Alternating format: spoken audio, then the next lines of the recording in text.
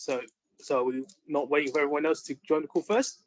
Oh no, I just started recording. It's not a call to action. just Well, so you say it's that on. right, but it's kind of like, oh, you can make sure everyone is in the call. It's just to be us just like, well, faffing about for about like well, 5-10 minutes, yes, yeah, and everyone's still connecting.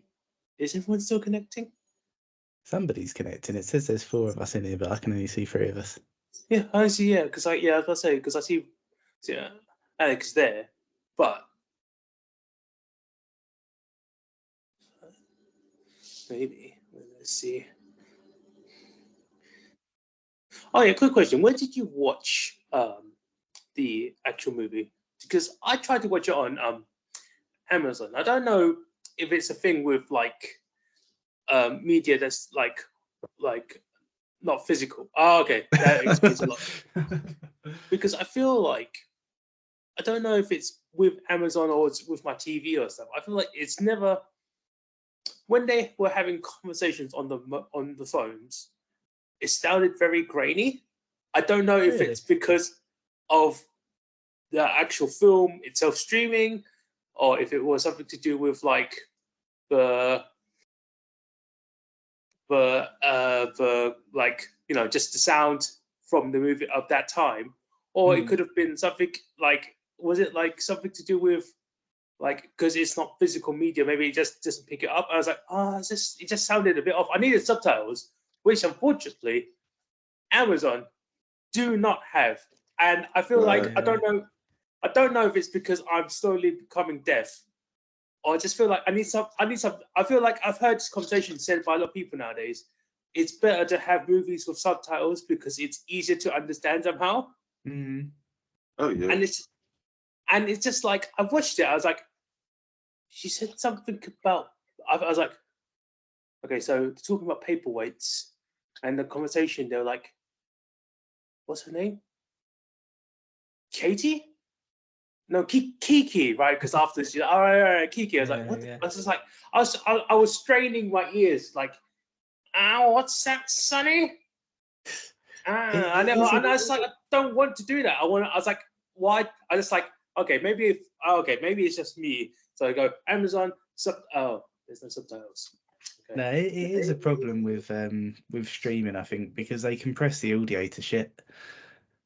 Yeah. Oh fuck, really? And Yeah. that sucks. Yeah, because when it's in the obviously, especially this one, it was mixed originally for obviously old cinema, like Rob was saying, and the channels are much further apart and it's much more easier to distinguish stuff. It's also much louder and the mix is a bit different. But here, Yeah, yeah, because that's the thing. Because I think anything that's made before kind of like the 90s, you're battling in 2 different ways. Because firstly, the audio is going to be really compressed on streaming, but then also the films would have been made before a time when home media was really a thing. So like the only way to see a lot of them would have been in the cinema. Oh yeah, where it's surround sound and stuff. All right, yeah, that does make sense, I guess.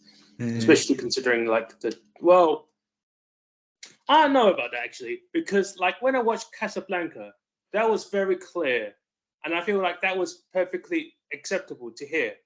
but But Casablanca was made in an era where, in terms of this is the whole thing in terms of how over time dialogue has become less clear to hear, and I'm sure Rob knows all about this. But like in Casablanca era, the mic had to be really, really close, and they basically had to speak directly into it in at direction for it to catch it. And they used to do that. So a lot of black and white films, they're doing that. So they always try to do their best to make sure the dialogue was very clear. But as time went on, there was less and less emphasis on it.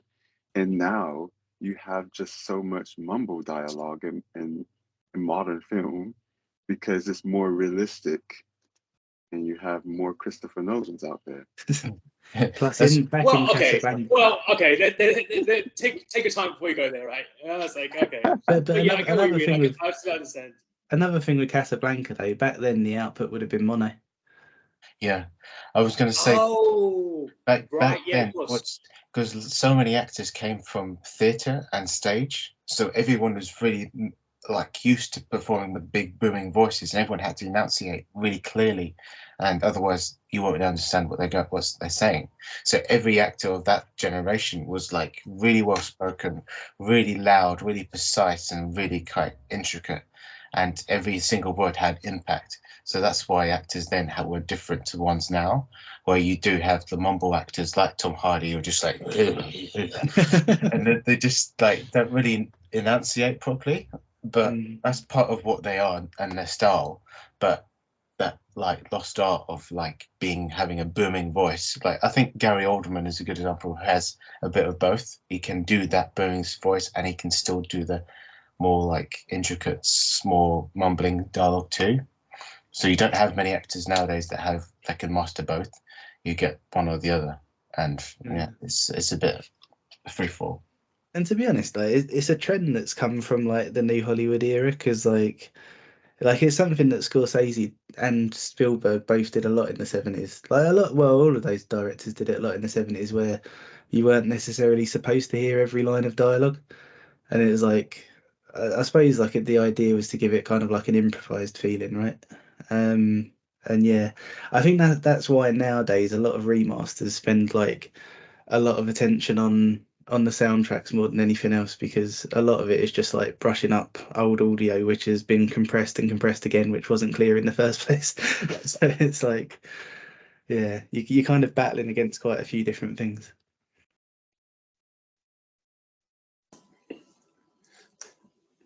I agree. I was just thinking, but Scorsese does have an actor who can do both enunciate and mumble acting, and that's Robert De Niro.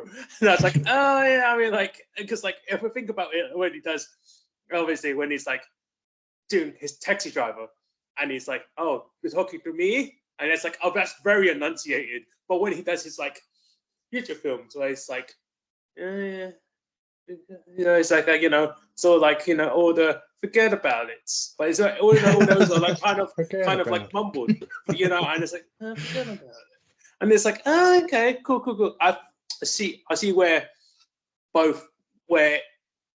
sound design, sound equipment, I guess, changes over time. Yeah. But it's just like but all this could be easily sorted if I had the DVD, which I'm assuming has subtitles on it. Yeah. Well, Amazon just puts the subtitles on the film. It's just like, to be fair, with the Criterion Collection one, you wouldn't even need the subtitles, because they've remastered the sound really well. oh damn. Yeah, that's the trouble. The streaming sites don't have the best version. As like Rob says, like Criterion and all the other special edition like places that would remaster them. That's where the great versions are, like The Sorcerer. Okay, we're gonna have this conversation about physical and digital media again, but it's a question of like, I get it. I absolutely agree that physical media is probably better. Well, no, I say it's better because it's easier to it's also nice just to have physical things, but I have no space or equipment to properly play physical media. I have got Love Exposure on DVD. I was thinking, do I still own a like DVD player? I was like, can I do it on this laptop? No, I can't do it on this laptop. So I was like, I could find something that can play DVDs. And I'm like, fuck. Oh, I could download it. But it's like, damn it, I just got. So there's balance in it. But I was like, you guys with your criterions and stuff. I'm pretty sure those cost a pretty penny in themselves, anyways. Yeah, they're about 20 quid each, something like that. And it's something, and I feel like that's the problem with like the market in itself, because I can buy whatever movie that you get for Criterion for probably half the price, and that's like even on like ultra HD qualities, because like it's quite crisp, let's say, the visuals. So let's just say that, but even then it's like, oh, but would it be even crisper on like 4K Blu-ray, whatever they have on now? And it's like, it probably would, but I don't have the money or anything to watch it on. And it's like, and it's so, and it's like, I could get like I know this is gonna sound silly. You know, when we used to be younger, you had to get PS2 to play DVDs, right? I was like, could I buy a PS5 to play like Blu-rays and those Criterion discs? I'd be like, I could, but that would be a very expensive DVD Blu-ray player. And I'm like, do I want to do that? No, not really. It's like, It's The only just thing expensive. is, the only Sorry, thing is, like, if you go all digital, you always run the risk of, say, paying £10 for a film and then whatever platform you buy it on taking it away. Like, oh yeah, we're, like on Prime. we're in that era now. Yeah, like Prime, I bought Superman 2, was it? And they decided that they were taking it off, even though I'd bought it. Granted, Prime refunded me, but there are other platforms that won't refund you, like this whole thing with PlayStation now, where with the whole Discovery Plus thing. Even though you can still use the Discovery Plus app for like the football, it's quite a weird thing. But it's really bad, man. But I'll yeah, I think it with disc. Yeah, I think the biggest problem I have with it is just space, because I am a bit worried, because like once like that shelf goes, then I don't know where I'm putting everything. Mate, just look into the corner of my screen. Yeah, exactly. Yeah. Yeah, they're going to collapse, and Pat's So going to be like calling 999. That cabinet with my PlayStation's on, I'm sort of starting to fill that up now. Yeah, it's hard to find the space, but like, it's coming to a point that I'm either having to choose between movies or clothes. Clothes have got to go. When it gets to that, I was going to also add into your point, Simon. Obviously, you wouldn't have known this before, and it's not always great, but this time, fortunately, Apple TV had the subtitles. So I was able to, because I do need subtitles too, and you don't, like, usually Apple TV does have them, but you might have one or two occasions where they don't work. Oh, really? I'm not sure if that's there was only. I was about to say that's just as bad. It's like, oh yeah, it's got subtitles. They don't work. What's the point of having subtitles? And it's like, There was one film recently in the last two films or something we watched, someone picked, that I think it wasn't JFK, was it? Yeah, it was JFK. For some reason, and it usually works, but JFK, it had subtitles or closed captions, because obviously you need closed caption for like many different reasons, and it wasn't working, but you could select it. It's just like, whatever. I'm just gonna watch it and do my best. Fortunately, the sound in that was pretty good.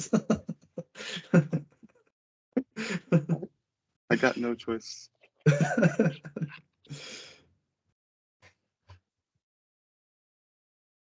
Alec. Alec, you all right? You seem. Before we get started, special round for next year, Scorsese round. Who's in? No. We've got to do. It's going to be very complicated if we do a Scorsese round. No, not at all. He's got like 50 films to pick from. Yeah, but like 58 film. Yeah, but you've already chosen. I don't know. Think about it. Put your hands up. I vote No. for Scorsese. I'd be happy to. Yeah.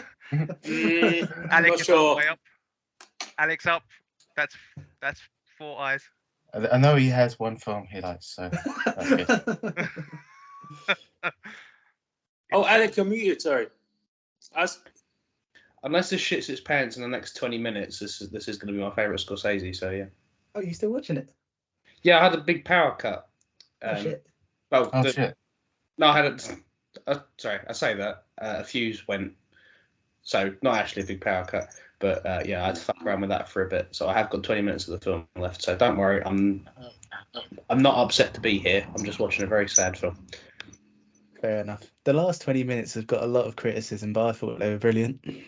Actually, I mean, we'll get to that criticism in a second. But we guess we should. Just No, I no, know no, he's watching It's- Killers of the it's- Flower Moon. Yeah, it's not this film.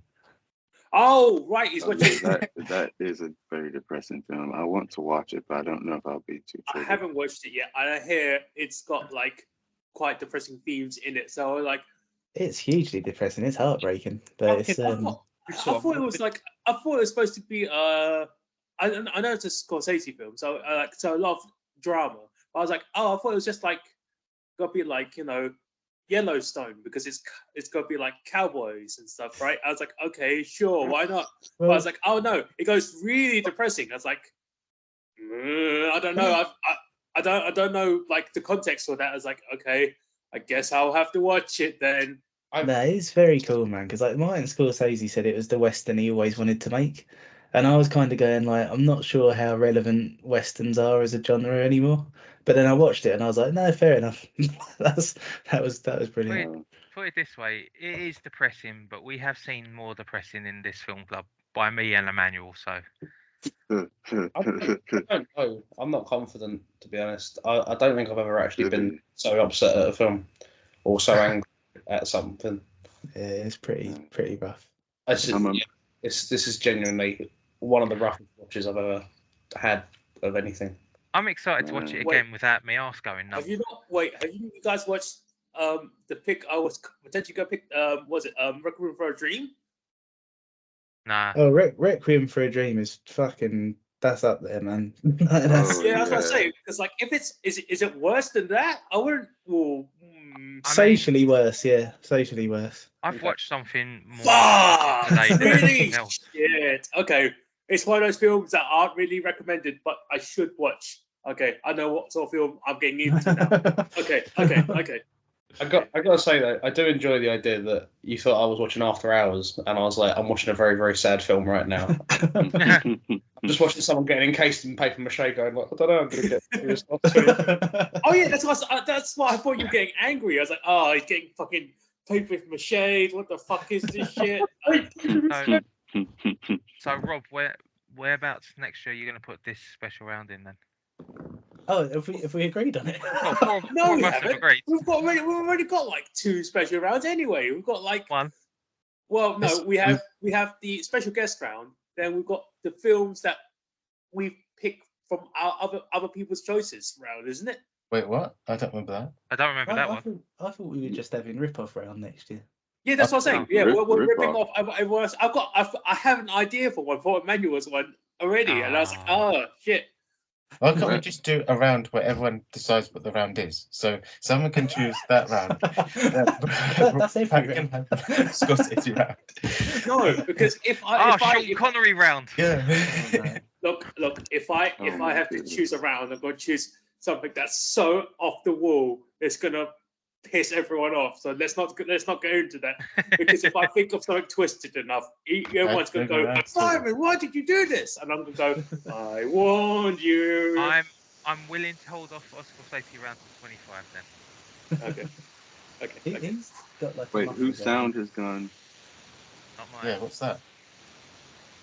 That sounds like an Alec one. Yeah, it is. So Okay. what round are we doing next year then? I think it's Guess round. rip-off round, isn't it? Rip off round. I think so. So what would that entail? I don't know Oh, what so this that round was is. confirmed. What? Yeah, what was how does that entail? Because I remember us speaking to it casually, but I don't remember us all saying what examples it'd be. Oh, it'd just be well, I think what we agreed on was just picking films that rip off films that we've already picked. Or films that are, or was it the other way around? I think I that's thought- what it was. Yeah. I thought next round was supposed to be, or next year's special round was like guest round, or like someone like. I special thought we guest. replaced it with that. Is that what we've? Oh, thought we Originally did. it I was might be Disney wrong. round, and then we went to guest round, and then we went to whatever the fuck this is. Oh yeah, I forgot about Disney round. Yeah, but We I should beat you at really that, didn't decide I? on what it is. I don't think any of us are sure. I think we need to do another vote, a definitive one. okay. Rip Yeah, Off we'll do- Round sounds kind of crap, to be honest. You liked it at the time. No, I didn't. Yeah, you did. I don't think I did. I think you did. We have to get the receipts. Disagree. Let me have a look. Okay. Bob's gonna get some screenshots. gonna have to scroll back far enough though. I'm sure you could search it as long as we remember what we're talking about. In any case, before we do that, should we not go, Rob? Why did you choose this film? So I've been wanting to pick it since we started, because it's an interesting one, I think, because like I said last week, it's probably my favourite Scorsese film, but you don't really hear about it as much as basically every other Scorsese film. So it's kind of one of those things where it's like, well, I don't know. We've got a film club. I've got a captive audience. I'll introduce it to. I showed Alec it at uni, to be fair, but yeah, I don't know. It's a film that I really like sharing with people because the people that I've shown so far always tend to have quite strong reactions to it. Like I always remember when we watched it at uni, Alec, and Johnny was like laughing like Mickey Mouse all the way through it.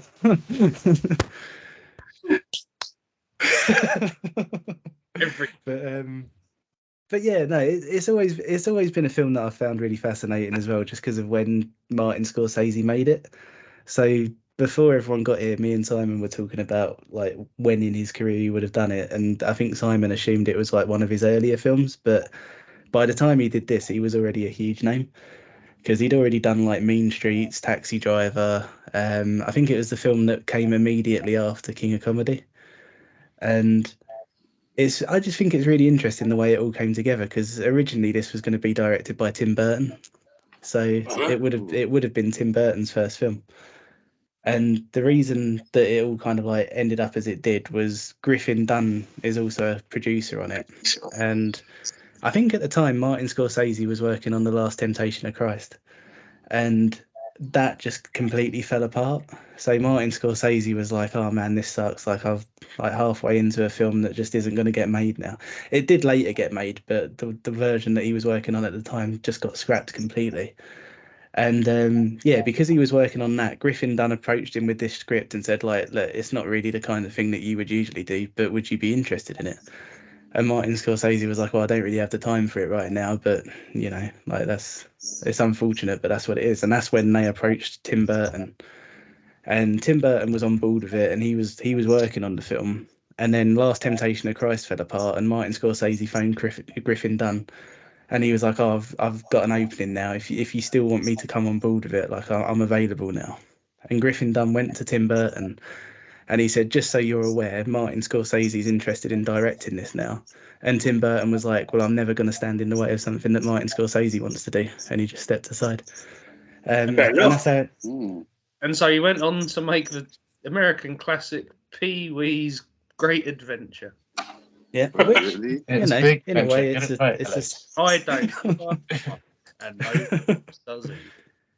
So yeah, so yeah, at the time, Martin Scorsese, and this is another interesting thing because you think of Martin Scorsese now, and he's like untouchable, right? Like even if you don't like Martin Scorsese, everyone respects him.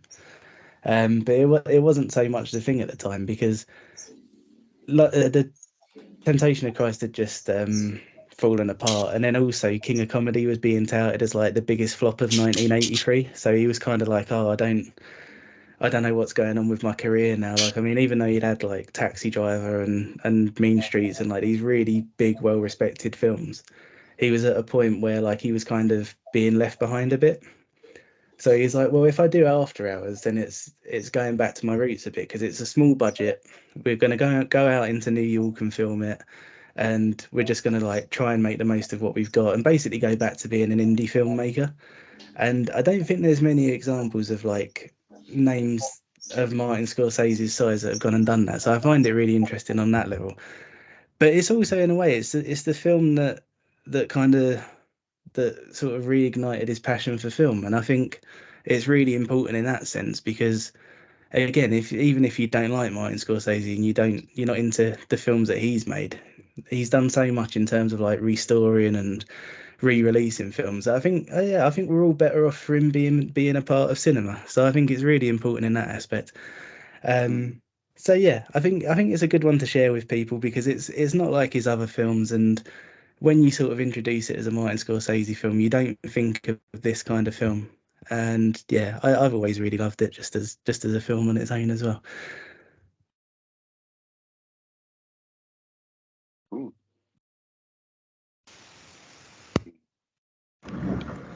I'll say my opening statement. Yeah.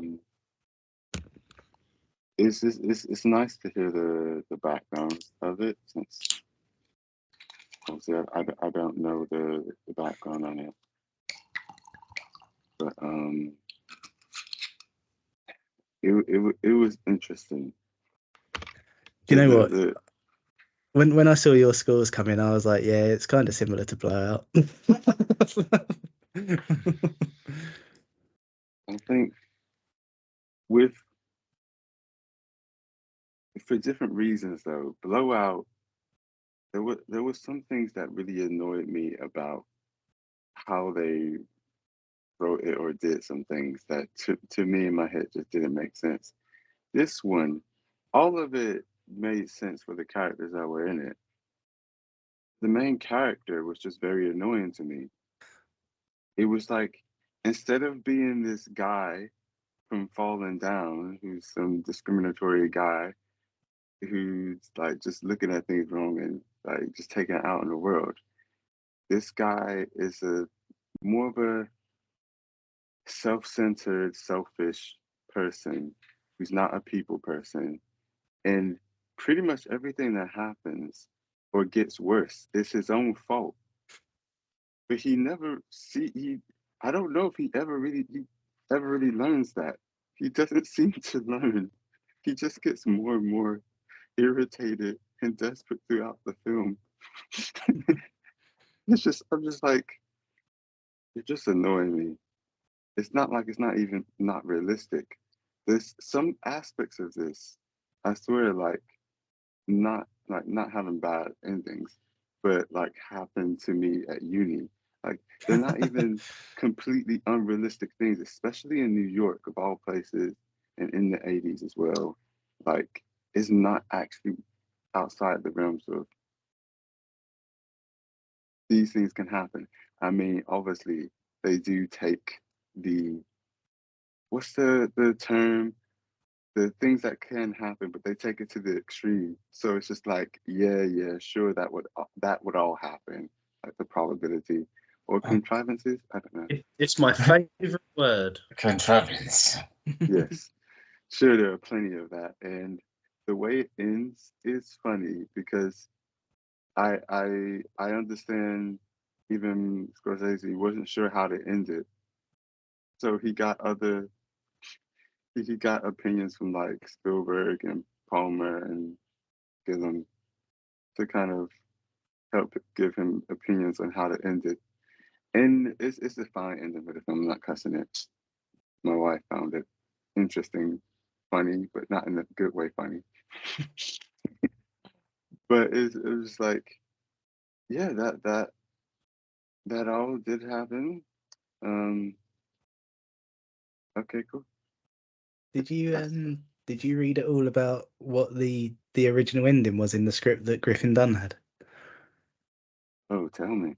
Because it would have been awful. So the original ending, which is why they didn't have an ending for so long, because this was so stupid, was that when so rather than paper macheing him, when she says, "I've got a place for you to hide," the idea was for him to crawl into her womb, and then she would, with like him inside her, sort of as a newly pregnant woman, she would go out into the street, end up where he works, and then give birth to him at his works entrance. And this was like a real life drama that they were aiming for? that was the original idea for the ending. Was this meant to be an animation? Yeah. No. Oh, that's the only way it'd work if it was animated, and even then it would be a bit weird. Is she a kangaroo? What's this? What the fuck did I just listen to? How does that make any sense? I think the paper mache bit is actually kind of where I draw like the most issue, like right near the end. But what the fuck is that? Yeah, I mean, I heard that. I think I heard what you said. I'm just so fucking confused about what you just said. I'm just. Is Why? it meant to be a What the supernatural fuck? world or something? Would that could happen? It's not it's not especially supernatural, but it is supposed to be like What the fuck is it? like a then? surrealist nightmare kind of thing. Like So- it's not like So the whole is thing it was like all I see where the happened? Tim Burton influences came in, right? I don't like what the fuck. But this is the thing, like I don't, yeah, it's not supposed to be like, it's not exactly supposed to be the real world. It's meant to be like a surreal version of the real world. So like the thing with like the paper mache and like all of that, it's like, I mean, yeah, obviously, if you're looking at it in like a 100% realist point of view, that would never happen. But I think the whole thing of like crawling into the womb and like being, I think you get like the same message from it, but I think it just throws everything else out. And you, instead of, I think you would get the message that you get from it in this on maybe like the second or third watch, and the first watch would just be going, "What the fuck is going on?" I don't know if I ever would. the The Tokyo Gore police. Just say, shit there. if that was my first watch, I don't think I'd have a second.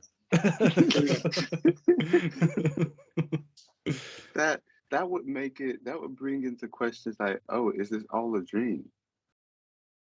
I think it's I don't think it's supposed Because to be this all a doesn't- dream, but I think there is like an element to it that's supposed to be like heightened. Like I think it's supposed to be more his perception of events rather than events as they actually are, if that makes sense.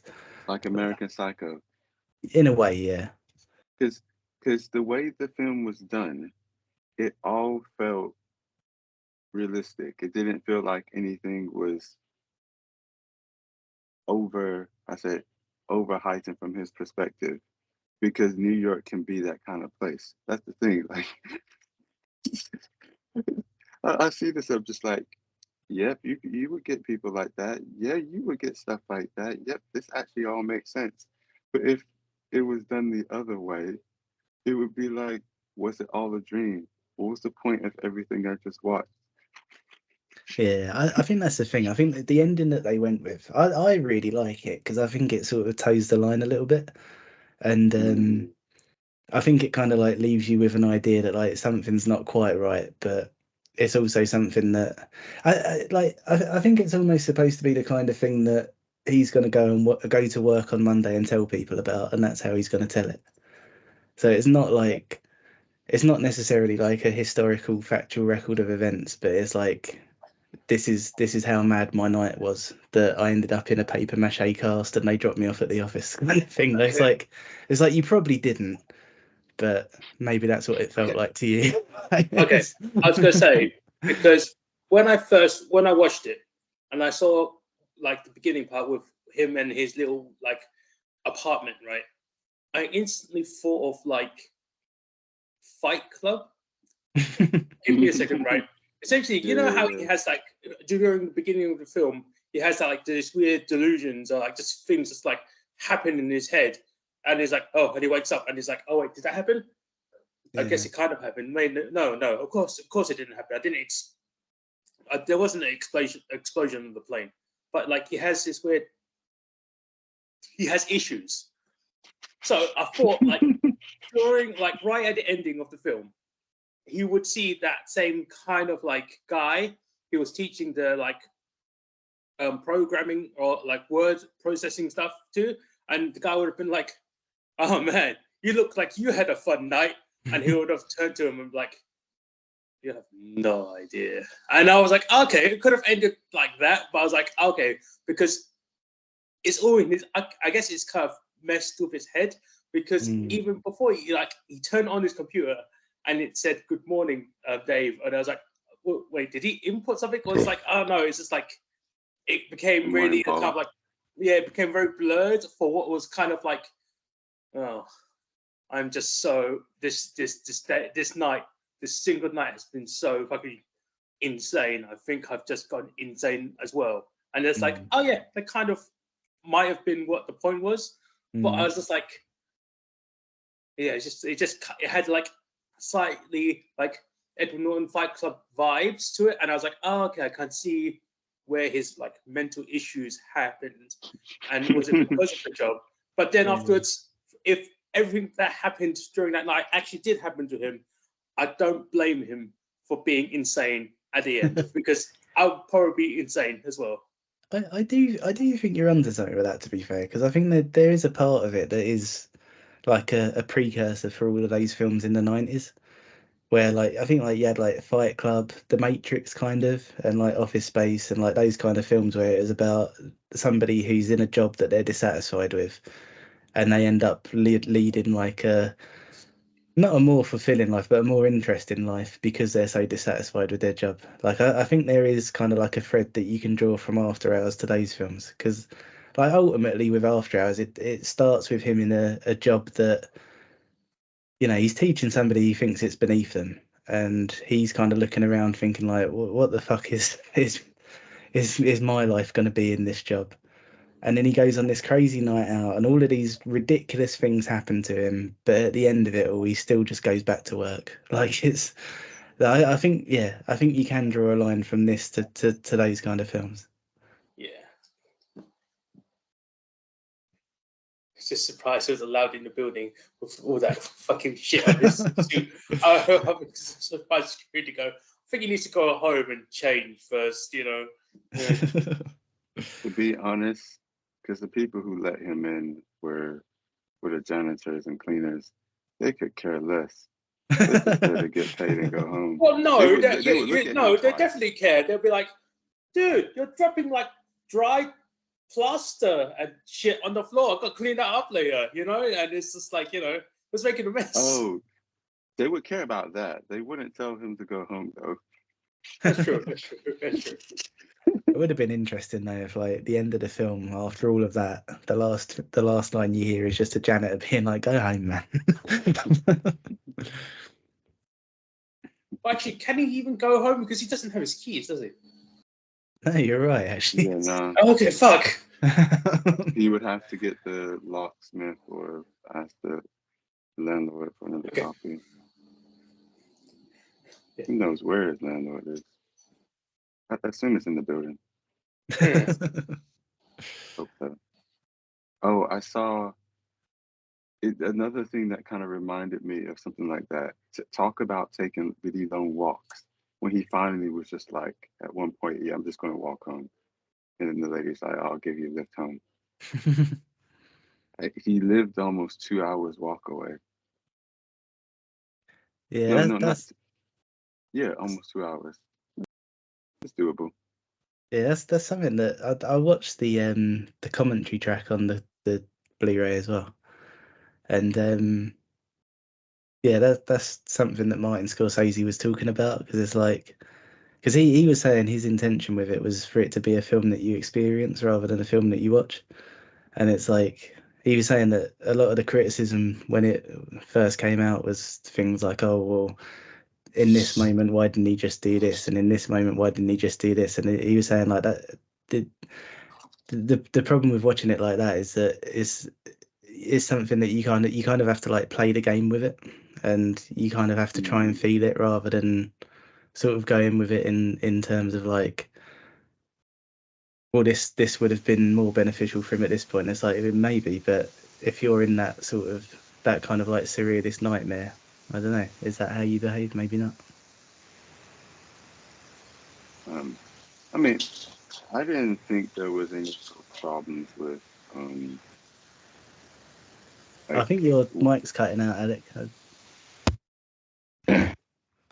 Sorry, I've got to juggle a couple of things to make the mic work.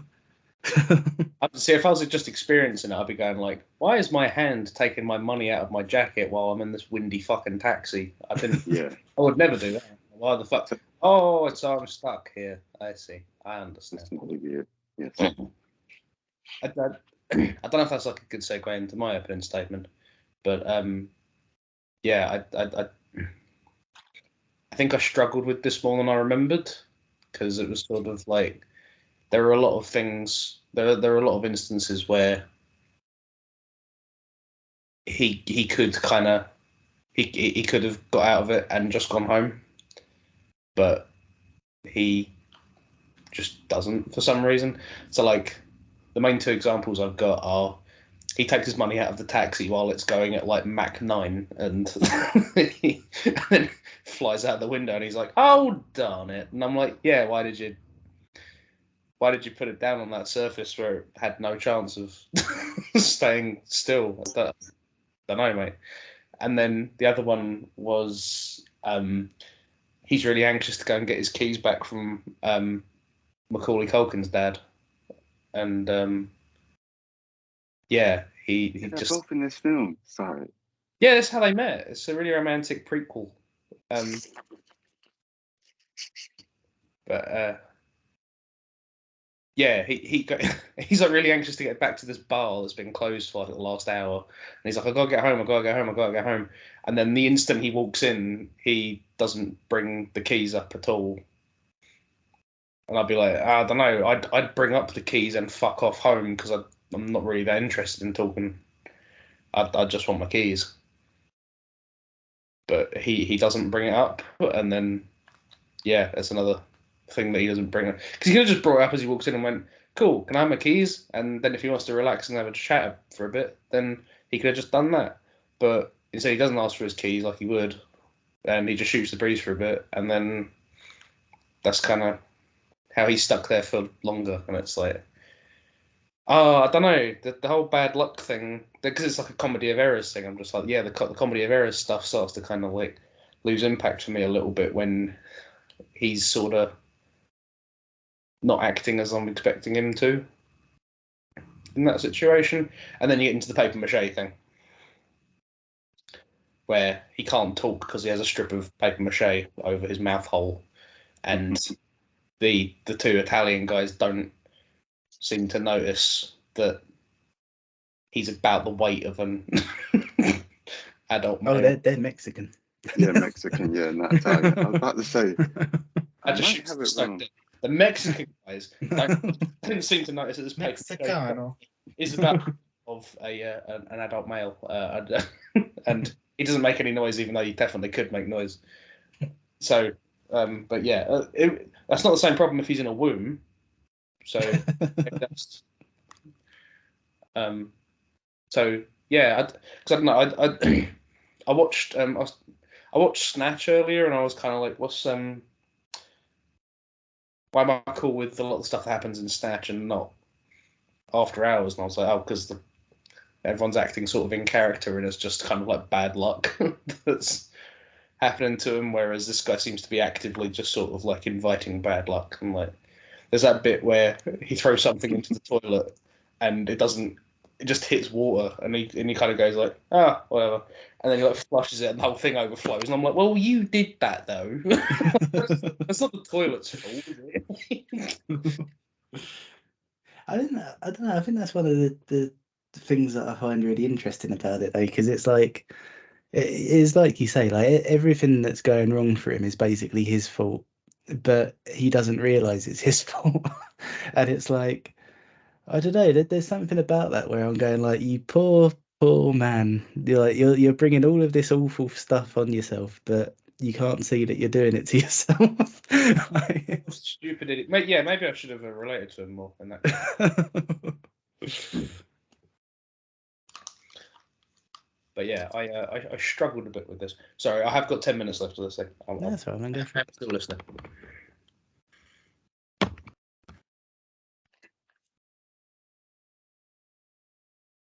I was just gonna comment on that. Like, yeah, you do have the kind of all these coincidences or whatnot of situations, but I think it does all make sense with the character. Like the character, it would make sense that because of who he is, he's missing all of these cues and all of these signs and all of the things for all of these things to happen.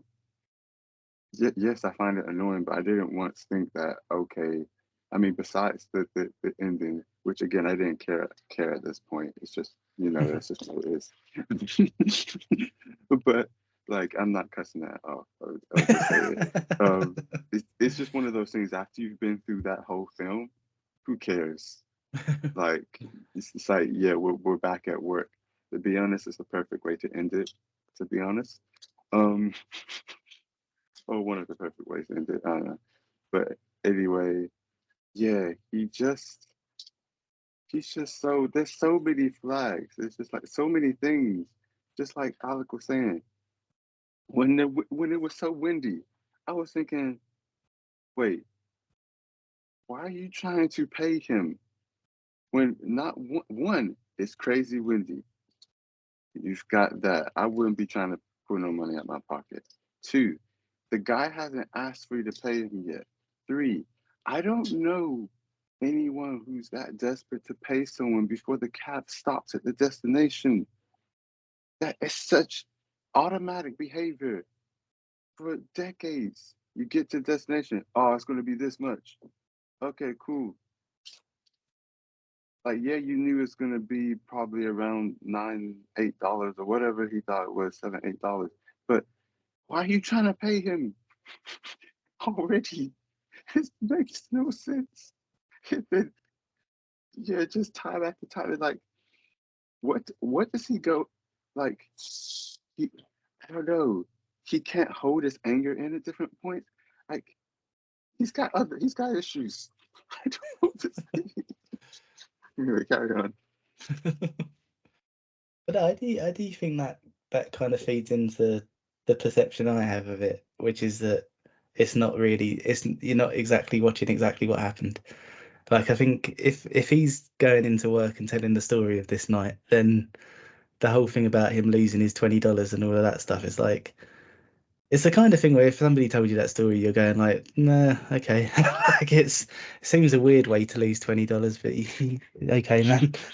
And that's the impression I get from it, because I think where it starts with him at a job that he's unfulfilled by, and like he obviously wants a more interesting life. I can see how he might either do these like stupid things just to kind of like have a more interesting life than he's got, or he would tell the story of this night and those stupid things would happen in an attempt to make his night more interesting. Like, one of the two. I'd love to have seen him just like kind of field questions from it though, just kind of going like, "Why did you take your money out?" And he's like, "Well, it was really windy." She's like, "Yeah, why? Why? What did you put it on? A little clip thing in front of me. I tried to sort of just wrap it round, but I didn't really. I just tried to like kind of just squish it into the little hole in the clip." And just like, oh, okay. That was the point of those clips, though, wasn't it? Like, I think that in New York taxis, you do have like a money clip. I'm not as old as you guys, so I've never encountered them before. Oh yeah, money clips, yeah. But I mean, is he someone who would have a money clip? No, I think Alec, in you're the not that taxis much there was money younger. clips. Oh, in the It's apparently taxi. significant enough. Oh yeah, Oh, but no, he probably wouldn't. What'd you say, Alex? Oh, red card. I said I've never come across a money clip. But to be honest, he probably wouldn't even have made the note in the money clip. And maybe it was there, but it was so windy and he was such an idiot, he didn't slide it into the money clip. He just put it on top. So of course it's gonna fly out the cab. This guy is an idiot. It's like, oh my goodness. Yeah, I think it's sorry. I don't want to keep dogpiling on it, but I can see why Emmanuel's kind of done at the end because like, why is this happening? And it's like he needs to not be able to get home, otherwise the film ends. And it's like, okay, well, I literally, Alec, there was 27 minutes left to go to film. I had to take a break and do something else. Do some household chores. Take care of the plants. I was just like, I can't do this. I need a break. I guess the point where like he's in the diner and he can see Kevin McAllister's parents meet for the first time, and then he's like, ah, shit. But luckily, a transvestite goth just wandered in like a minute before to go, here's an exclusive invite to this event that's happening directly after Mohawk Night in the same club. You need this. And he's just gone, well, thank fuck that happened, or I wouldn't know to go back there. And then he's right, and I'm just, yeah, I could I could kind of get why you checked out a little bit. Sorry, I don't want to seem like too negative on the film because I do like the film. But yeah, it's. I think he could I think he could have worked a bit more to kind of keep him a bit more logical. And I understand what you're saying. Like he's trying to make it. This is a retelling kind of thing, and he's trying to make it seem more interesting than it is. But I don't know. It's not really the read I got from it, but it's an interesting interpretation of it. Yeah. If people had scored it earlier and talked about it a little bit more, I might have been able to impose that. Mate, it's much Christmas. It's so fucking busy. It's not Christmas. Everyone's Christmas shopping, right? It's like me and Pat physically know the pain that is this particular season. It's only the first week of Today's the only day I've had to myself. But in any case, there is but to talk about problems with the character himself, I already had the problem with his character when he was in that little cafe when he met the girl in the first place. Anyways, because he was just talking to her and she's like, and he was like, "Oh, I like that book." He ignored her first, and I went, "Oh, sorry, right? What?" And then that annoyed me already. Then he had the conversation with her. It's like, I was like, okay, maybe they're just talking and maybe they're just chatting. There's like, yeah, you can come and buy these paper mache paperweights. And the moment she said that, and I was like, I feel like this is gonna be a pyramid scheme, and you're gonna get yourself in a terrible, terrible amount of trouble. And I was right, to a certain point. He wasn't a pyramid scheme, but he got himself into a terrible, terrible amount of trouble. He could have just went, I don't know, maybe not. Yeah, I'll give it a skip. You're trying to sell me some shit, and it's like I'm not really interested in the shit you're trying to sell me. But it's like, yeah, sure, let's go with paperweights. Yeah, that's the old horror film thing, though, isn't it? It's like if you try and have sex with someone, you will die. Yeah, that's true. I mean, sorry. That's right. Oh, so, who was talking? I talked over someone. It doesn't matter. But it was me. Oh, sorry. You go first. No, you go first. I was gonna say. I mean, there was that element of it, of when he was like, "Yeah, I'll come over," but the guy's so, I don't know how to explain him. Like, he should have at the least expected things are gonna be not quite all completely right or stable or okay. For someone to be like, yeah, I'm not feeling great, or this is happening. Actually, can you come over? It's almost midnight. Like, he's in his head, he's just like, oh yeah, booty call. It's just like, dude, some random artsy folks are inviting you over, and someone obviously probably has some issues and things they're going through. This ain't gonna be a usual kind of visit. You need to be on your toes if you're really going over there. I think he's thinking on it not being a usual kind of visit, if you get what. Sex. I mean, yeah, I mean that way, yeah, he was banking on that. He wasn't banking on something else. I mean, yeah, I wouldn't expect the unfortunate where she killed herself, which is really sad. But I expected pretty much mostly everything else that happened. I was just like, yeah, that just reminds me of uni. It's just a wild time. But anyway, it's just like I hope your uni life wasn't like that. Oh, unless what uni did you go to? Yeah, or are you like the character in this story? Like, oh yeah, I embellished my uni stories. Yeah, and there was a gang of people in an ice cream truck chasing me. And it's like, Also, I mean, do I only Your have uni one eyebrow? Do I have two? Who knows? Your uni experience is far different to Rob's. Like Rob had fucking shit himself to find his keys. You've got all this going on.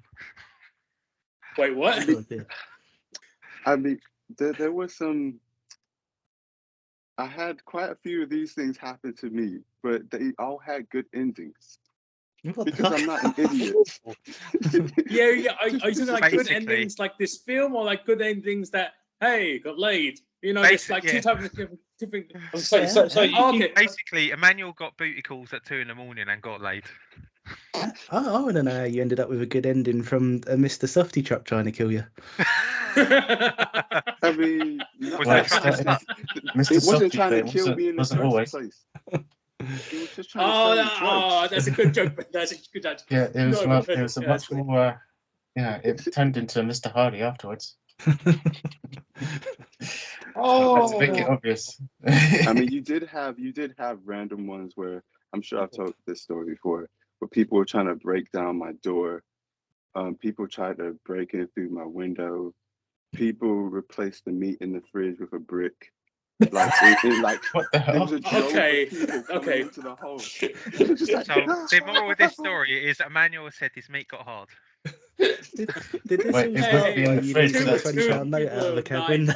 lovely. Oh, it was a Sorry, a brick. there, just like they're going like, hang on a minute, because he's going to put this in between two loaves of bread, and then he's going to go, wait a minute, this isn't meat, and they're going to go, Hey, was it like a ham or like a few slices of salami? They went, oh no, what else looks like salami? Oh, fucking prick! It's like I can't. I just. That was a fantastic escalation though. Just like someone nearly tried to kick through my door. Someone tried to climb in through my window. Someone replaced my hand with a brick. And fantastic. Possibly the worst of all. I mean, we've heard stories. Rob and Alec have told us stories about what went on in Winchester, but that takes the cake. The ham. Rob beat me to it. oh, man. You motherfuckers! yeah. What again? But yeah, you had all of them. The midnight calls and all sorts of stuff. The really wild parties and all sorts of different people who you did not expect completely, but you just went with it because you didn't know what to expect from them. Like the lady just stripping. It's just like, oh, this is where we're going, but this is not where we're going. Okay, we're just in this situation. Yeah, I'm just gonna act natural. Yeah. But yeah, this guy was he's something else anyway. So how was having a mohawk? I quite enjoyed it. But... Oh no. I think this film was actually the reason I gave Jamie a mohawk. Really? Oh, that was the meanest thing you ever did. You told him it looked really good, and he wore He it. kept it for like 3 years, man. Just on the basis of that, you just went, your mohawk looks really nice, and he just went, that's a 3-year. It was really funny, man, because we'd only just started uni, and he was from Devon, and I think he'd had quite a sheltered life up to that point. And so like he came to uni with like sort of just kind of like a generic hairstyle that he'd never cared about, if you know what I mean. Like you could tell that he'd never really thought about what hairstyle to have. And I think I've just watched After Hours for the first time. And I think I just went into the kitchen and I was like, Jamie, you should let me give you a mohawk. And he was like, no. And I was like, all right. And I didn't think about it again. And then later on that night, he knocked on my door and he was like, you know this mohawk? And I was like, yes. And he was like, will you give me it still? And I was like, yes. And he kept it for 3 years. And it looked terrible. Really fucking bad. Oh, we are seeing it happen in real time. Camilla's going, we need to talk. I think you need a mohawk. We need to talk about the brick in the fridge, Emmanuel.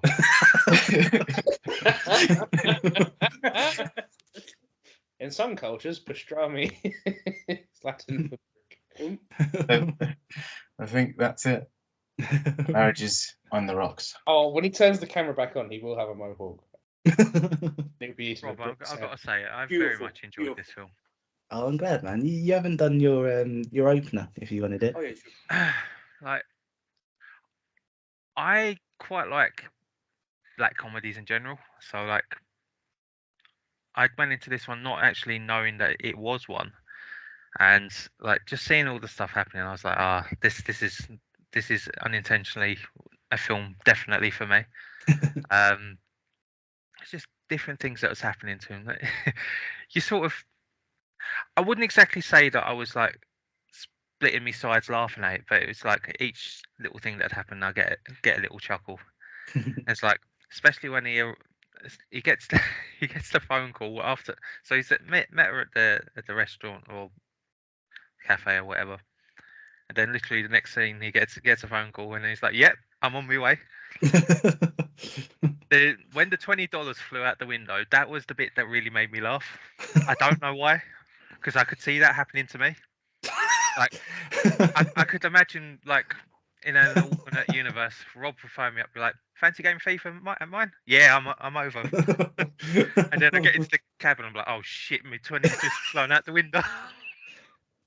Yeah, to be fair, I could see you doing that. That was the one bit that really caught me off guard. But like, I Actually, you did similar to that when we went to Lakeside once with Gary's money.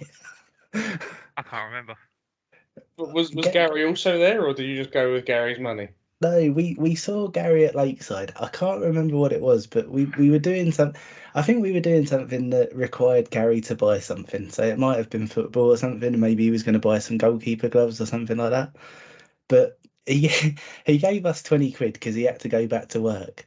And Pat had the 20 quid, and then we went to the shop to buy this thing for Gary, and Pat was like, "I haven't got it anymore." and neither of us knew why. Yeah, I can't remember that, but that sounds like me. And it sounds like Gary as well.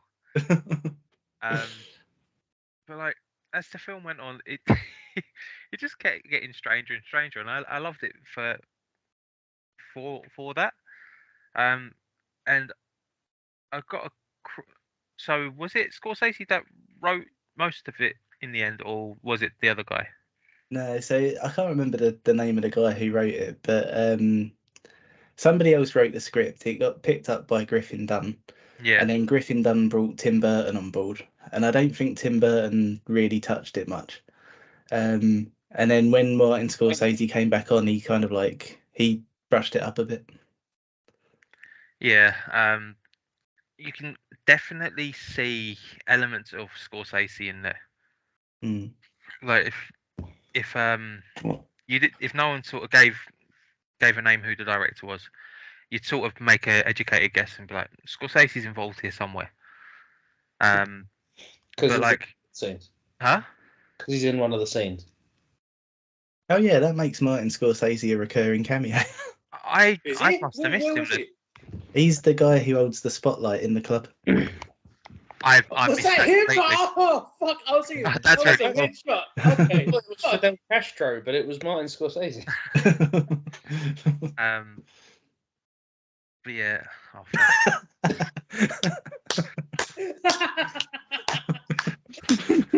fucking Alex put me off it now. I couldn't do shit all, mate. You came back with a mohawk. this level of my head. What year did this come out, Rob? 1985. Yeah. So like, if the year of the Mohawk. in theory, if Scorsese didn't make this, we may not have got Goodfellas. Mm-hmm. Or The So- Departed, or Killers Yeah. of the Flower Moon, or The Wolf of Wall Street. Yeah, Yeah. So like, for me, this film deserves a lot of credit for sort of reigniting that fire. Mm. You nearly lost me at Goodfellas, but Because you have like, if you go to the films he'd made pre this one, they're very different, I think, in tone to the ones he made afterwards. But you sort of appreciate each sort of little film he made. But no, this film, I think, deserved a lot more recognition. Like, before you'd even mentioned it, like, what was it, last year, you were thinking about picking it, I'd never heard of it. Yeah, I think that's quite common, which is like, yeah, I do think it's a shame because I think it shows that. I think it shows how good Martin Scorsese is because I don't think there's many directors who can make a brilliant film on hardly any money and then also make a brilliant film with like 200 million. Like it's usually one or the other. Yeah, like as much as I love someone like Tarantino, I don't think Tarantino has the ability to make a film like this in terms of like budget and whatever. Like Mm. he has to have specific things put in place for him. He's kind of like the directing version of Pep, whereas like Scorsese is like the Sir Alex. Yeah. Yeah. Like that, like I think cinema would be a worse place without Scorsese. Yeah, definitely. There is there's a Tarantino film that, well, there's a screenplay that was supposedly inspired by After Hours. It hasn't been made. I'm just trying to find out which one it was. But I will definitely be getting the Criterion for this because it's a lot of aggro to get it to play in English on the Spanish Blu-ray. Because I turned it on and I think, this will be fine. And then started speaking in Spanish. I was like, is it supposed to be in Spanish? Then I was like, oh fuck, it's my Blu-ray. So then I had to come out of it, and like finding the settings was difficult enough. It took me about 20 minutes to get it sorted properly, and you had to have the subtitles on still anyway. Oh, that's And- annoying. So like if I'm watching something in English, like it's different. Like if I'm playing a game, I'll sometimes have the subtitles on anyway because if I'm sort of engrossed in the gameplay, I don't really listen too much, but I'll see what's on the bottom of the screen. But in films, I don't like having subtitles on the screen on an English film at all because it really puts me off. Yeah. But I'm gonna definitely watch this again probably when I come back from America and I can afford the 4K. I'm just trying to imagine this in Spanish, and he's just going like, "Oh, Dios mío, me aviente lloro." Is that actual Spanish words? Yeah. I mean, like, kind well, of, most but of not it was. really. I just made them up, but they did sound remarkably like Spanish, didn't they? This is where we'll get a really angry comment on YouTube now. It's not, Yeah. it's not Spanish, it's Oh. British. Actually speaks. Because Alex They said weren't something in the really right order. inappropriate. This is I this said- is really interesting. Sorry. I said, "Mother of God, my 20 euros." What's wrong with that? Oh, you actually knew what you said? Okay, fair enough. Yeah, I'll I take that learned back it then. from Bumblebee Man. So you know I just said that there's an undeveloped Tarantino screenplay that was supposedly inspired by After Yeah. Hours. Really interestingly, it went on to become another film that I'm going to pick. It apparently went on to become True Romance. Oh, really? Yeah.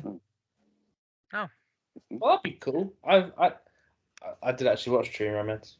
I remember. Rob needs to pick it before I Yeah. lose my patience and pick it Yeah, myself. very- Good.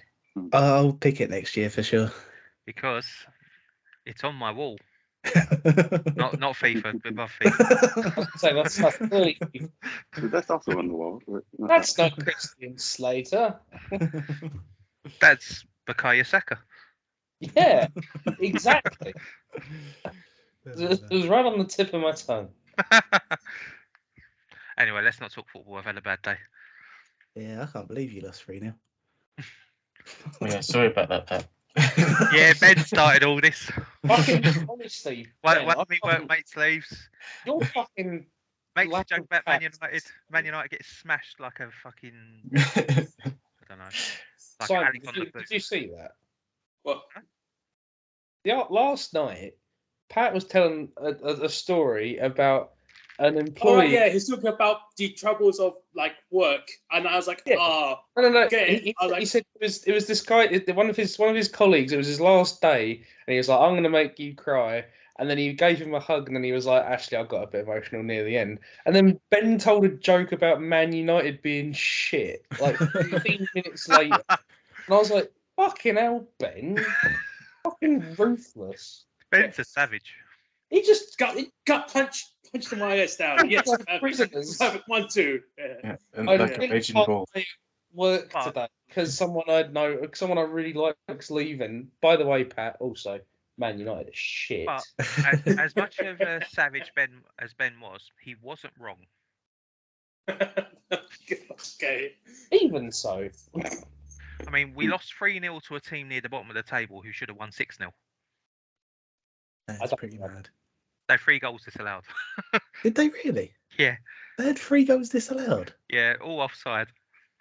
Fucking hell, Ten Hag needs to go if that's the No, case. the fucking players need to go. They are all done. Let's move on to this film. thank you.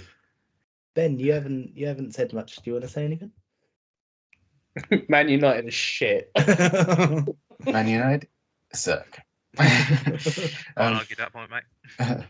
no, in seriousness, like, yeah, this film, it was interesting because, you know, when you mentioned the Quentin Tarantino connection, there is a little bit of Tarantino in this, only because it reminded me of Pulp Fiction at times, because of Griffin Dunn's the character arc he goes through. It just reminded me of something like one of the side stories in Pulp Fiction, because of like one character goes out to do this, and then something else happens, and this happens, and this consequence leads to another, and then this leads to this, and this leads to that, and it had this like, Someone shoving a watch up their arse. yeah, it didn't have anything as bad as that, but it was always like a cause and effect, and I did appreciate that and all the people he met along the way, and it kind of with this weird escalation of like things getting more over the top or more crazy as it went on, and it's part of like the first half is quite relatable and realistic, and then it just goes a bit wacky. But that's not to say it wasn't bad at all. I did feel it was just like, what else could go wrong? And it does go wrong. It does somehow manage to get worse than you think it would be, but it does. So yeah, that part I really enjoyed, and the performances, especially from him, are just like great, because you could just tell like he's just he just kind of gives the impression of this person that's been up for 23 hours straight, and he has just been going through all sorts of crap, and he just has enough, and he just wants to. He's so fatigued and is so like upset emotionally and exhausted both emotionally and physically. So he does that. He exhibits that really well. I wouldn't say it was the the most. recurring theme for Film Club, isn't it? Just Griffin Dunn has a bad day. Yeah, Griffin Dunn has a bad day, and He's yeah, had terribly bad days in Film Club. and yeah, And like it keeps falling down. Yeah. yeah, it like him falling down. It had that element to it, which I appreciated. It just had that part where this guy's just gonna like, just his just head's gonna explode, and he's just, no matter what he tries to do, he tries to reason with people, and he tries to kind of like ease the situation as best he can. Like the bit where he's in the subway and he meets the policeman, he tries to like wave it off and that, but you know how deep down the internal anger he sets in his heart when that happens. I think sometimes it would be a bit more random than I'd like, but at the same time I can see why they do it. But I'm also glad they didn't use the ending Rob said, because I think that would take it too far. Even the paper mache thing was a bit like, I don't know if that would really happen, but I can see them like using that to be like as a ruse, kind of like hide him in a sense, but to actually physically pick him up and those workmen take him away. That was hilarious, but I don't know. I think it could go further than that.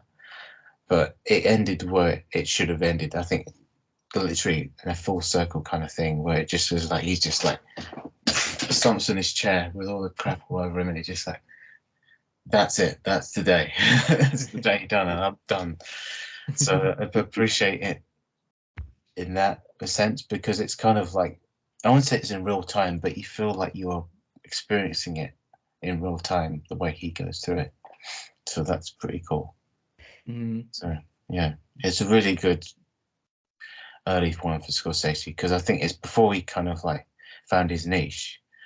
So he was experimenting a bit more to the point. It was like, how can I tell a story with like with very little pieces, or just like this actor doing this thing, and it's going to be just set in one city, and there's not going to be nothing flashy about it. So I appreciated that storytelling.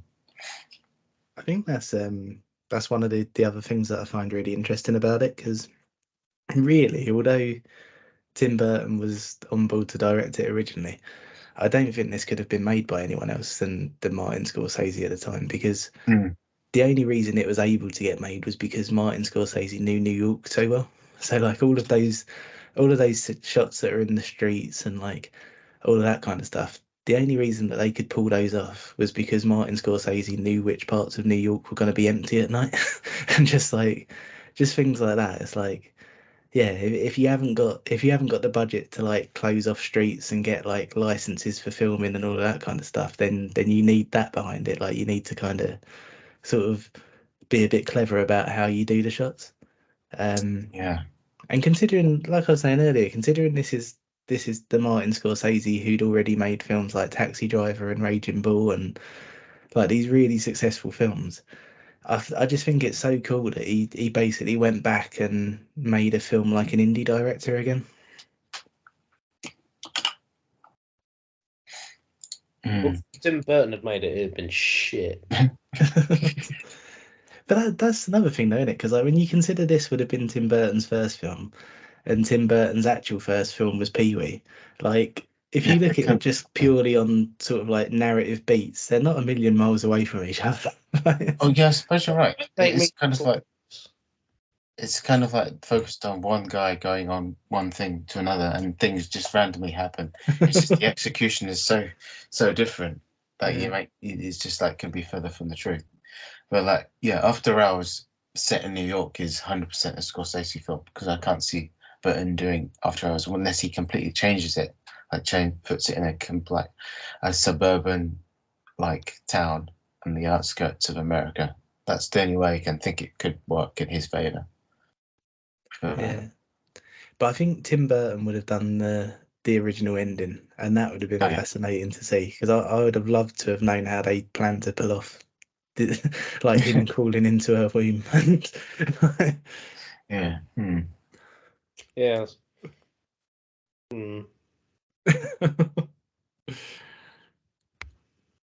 Bizarre.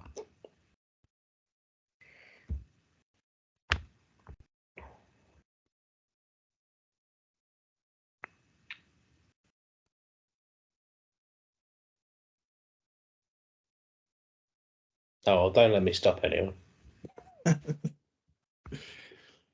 One, it's a bit different. One moment, I was reminded of that. Felt they cut it a bit too short. It was a weird kind of editing.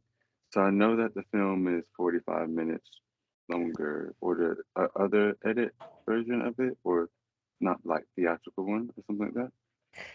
Yeah, there's one that I think was only released on DVD, but I don't think I'm not sure it's ever been remastered or anything. Okay. But yeah, there was this what was it? The scene just before they start dancing. I was just like, wait, we've missed a bit, because he's meant to give her cigarette, and like something else is meant to be happening while he sat down, but instead it's this weird kind of, yeah, I'll sit down, and then kind of, yeah, let's dance. And I'm just like, what the crap? What just happened? And it's like, oh, but you gave me your cigarette, you did this, why are you so nice to me? He didn't give you no cigarette, lady. What you talking? Oh wait, we're missing something. Okay, cool. Yeah, I suppose that's I the thing kind of with would have liked to see that. I suppose that's it's still a problem that low budget films have now, isn't it? That you haven't really got much control about how much time you're going to have in a cinema for it.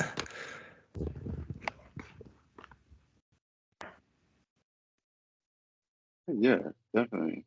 I just thought maybe it could have been edited a bit better. Instead of just making us go, wait, what? Oh, something was meant to be that. Okay.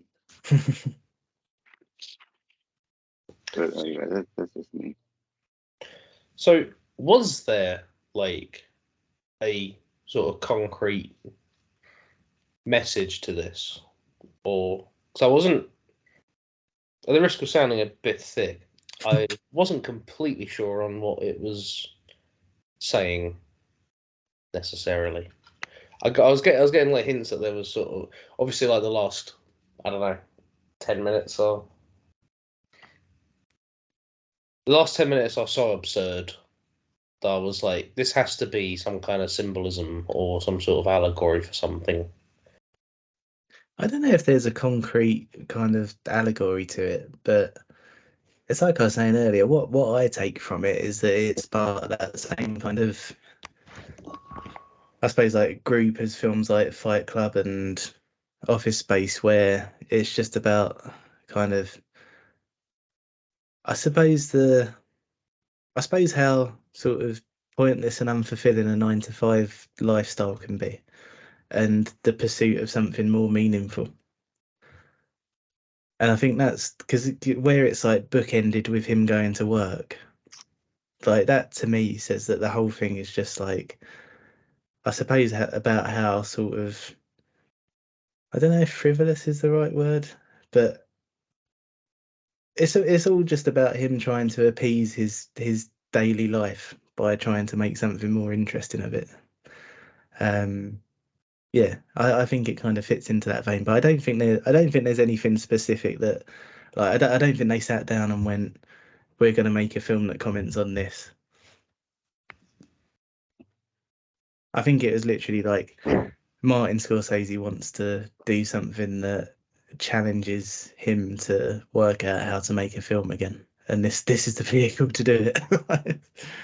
Gotcha. Because as far as I was concerned, the moral of the story was like, don't live in New York. And I was like, I mean, yes, that is absolutely one good moral to teach. happy The to wi- not- the artistic weird Soho side of New York is a bit weird. So I think all of the stuff about New York in this is applicable to London as well. Like, there's so many things where I was kind of going like, yeah, this is stuff that any of us could have stumbled in growing up. I don't think I could upset a lady so much that they would print pictures on my face calling me a burglar. Then afterwards have a I bunch don't know, of people. Simon. I think you could. Yeah. Okay, yes, I There's could, but I there's haven't. definitely So that's the stories point. where John could have, like, if the people that John had upset hadn't done the things that they'd done, they could have done this. I mean, also, it wasn't that he upset her so much; it's that he upset her, disappointed her. Then she heard from this group of guys that he was the one who was going around burglaring them. So it was just a logical next step for someone like her to be like, yeah, I'm gonna start, because obviously she's a sketch artist. I'm gonna help you. I'm gonna make signs. You should come to justice. Yeah, but she used his picture that she was using to like draw of him before, when she thought she was yeah. into him. Yeah, that's the reason That why was she great. has that picture in the first place, to be honest. Because she probably could have drew something from memory. Rob can replicate it. If he had access to a print shop, he'd be dangerous. Yes. Oh yeah, I forgot that part. He has Beware the of access Griffin to Dunn. print as much as she likes. Griffin Dunn. She can print as much as she likes. Yeah, I forgot that. It all works out, man. I mean, it didn't work out, right? It took time for it to work out. Like, there's certain parts of like that story. This story is just like certain things. Is like obviously paper mache don't make sense. He had the $10. Why didn't he go back to the subway if he had the $10? Because there's only $1.50 to get the subway back home. It's all the like little. There's always like story wise. Yeah, he decided not to grab the 20 in the first time, and it was just like, dude, just take the freaking 20. Well, he gets interrupted the first time, and it looks like he's taken a little bit off Kiki's statue. So, like, obviously, I wouldn't consider that one to be a bit of a problem. Like, I think he takes the 20 at the right time. I mean, by that point, it's inconsequential. Yeah, it's true. He's still screwed. True. By that But point, I get everything what is you're too saying. fucked. He should have just walked home. Because there is absolutely a point where people just If don't. you just started walking home, Yeah. it would be fast, but you would be home. Actually, Simon, remember, was it a time when we walked? We was with Natasha. That was a very long time. We had to take the night bus, but like No. at least we knew. Well, There like was no night bus left because the area we was in, we had to walk. Some of us took our shoes off to give them to the girls, and we were walking for like 2 hours, whatever, with no shoes on. No, wait, that was. I think I'm mixing two stories. I think that was when Tasha was walking outside. She didn't have her shoes on, and she was like, "Why are my feet wet?" And it's like, "You're not wearing shoes. You're just That's the reason why your feet are wet." The other time is when I think piggyback. I give Jane a piggyback, and I had to walk to Trafalgar Square because that's where the big bus terminal is, and that's where all the buses are, like all the night buses as well. Yeah. Fun times. Yeah, great times. Yeah, crazy. So, what other crazy college stories do you guys have? Yeah. Yeah, Rob, what do we have? I'm not sure anything that's quite a brick in a fridge. Yeah. Okay. Yes. Brick in the fridge is it's still quite up to him, Manuel. Christ. I mean, my personal favourite was when we went to go and see Iron Man 3 in Southampton, and Rob lost his wallet going. No, it's my keys, wasn't it? He lost something important on the way, and then it was only when we were already in Southampton, and that he realised that he'd lost his whatever they were, and we went like the whole. We went the whole day. We went to the movies. We watched the movie. We went and got Burger King. We came back on the train. We met people on the train. We parted ways at the station. We started walking back, and then we walked past like this little corner of like fence, and then Rob kind of looked down and went, "Oh, there it is." And it had been there like the whole day. It was That's amazing. It was That's either fucking amazing. Keys or his That's whole crazy. It's just been just in this little bit of grass for like 12 hours. I remember that so well because I remember being in man. Southampton and being like, "Oh, I've lost my keys," and Alec was like, "You've done what?" And he was like panicking on my behalf, and I was like, "It's all right, man. Like we'll work it out one way or another. Everything's okay." And all the time that we were there, he was panicking, and all the time back, he was panicking. And then we got back to Winchester, and this is why I'm pretty sure it was my keys because I think we were trying to come up with a plan for how I was going to get back into my flat, and then as we were like walking away from the station, I just saw like a little like glint of light on the floor, and I was like, "Oh no, it's fine, they're there." So it's sort of the opposite of After Hours. He just kind of like just chills out about it, and then the universe goes, "You've been all right actually. Here's your key." This is the thing though. I feel like this is like our dynamic. Is sort of like you don't worry about it, so I worry about it, and because I worry about it so much, the universe just kind of goes like, "We've hit the amount. That's okay." You worry about it so much that you're liable to take a £20 note out in a windy taxi. I'm never that. Especially because I was at one point I was sort of like, "Oh well, you can always go to an ATM, can't he?" And I was like, "No, it's 1985. He might actually not be able to go and just find an ATM." They probably, I wasn't around. I don't know when ATMs like sort of showed up really or became commonplace. But I was like, maybe it's not that easy. Maybe having 20 quid, you want to be fucking careful with that. You don't know when you can go and get another 20 quid again. You might have to go to a fucking bank and ask some lady to manually give it to you. Again, I don't know how far back 1985 really was in history, but like I think ATMs are quite common, but I think it was probably less common to have a lot of money in the bank because you would have used cash for everything back then. yeah. But yeah, in that case, you'd think you'd be a bit more fucking careful.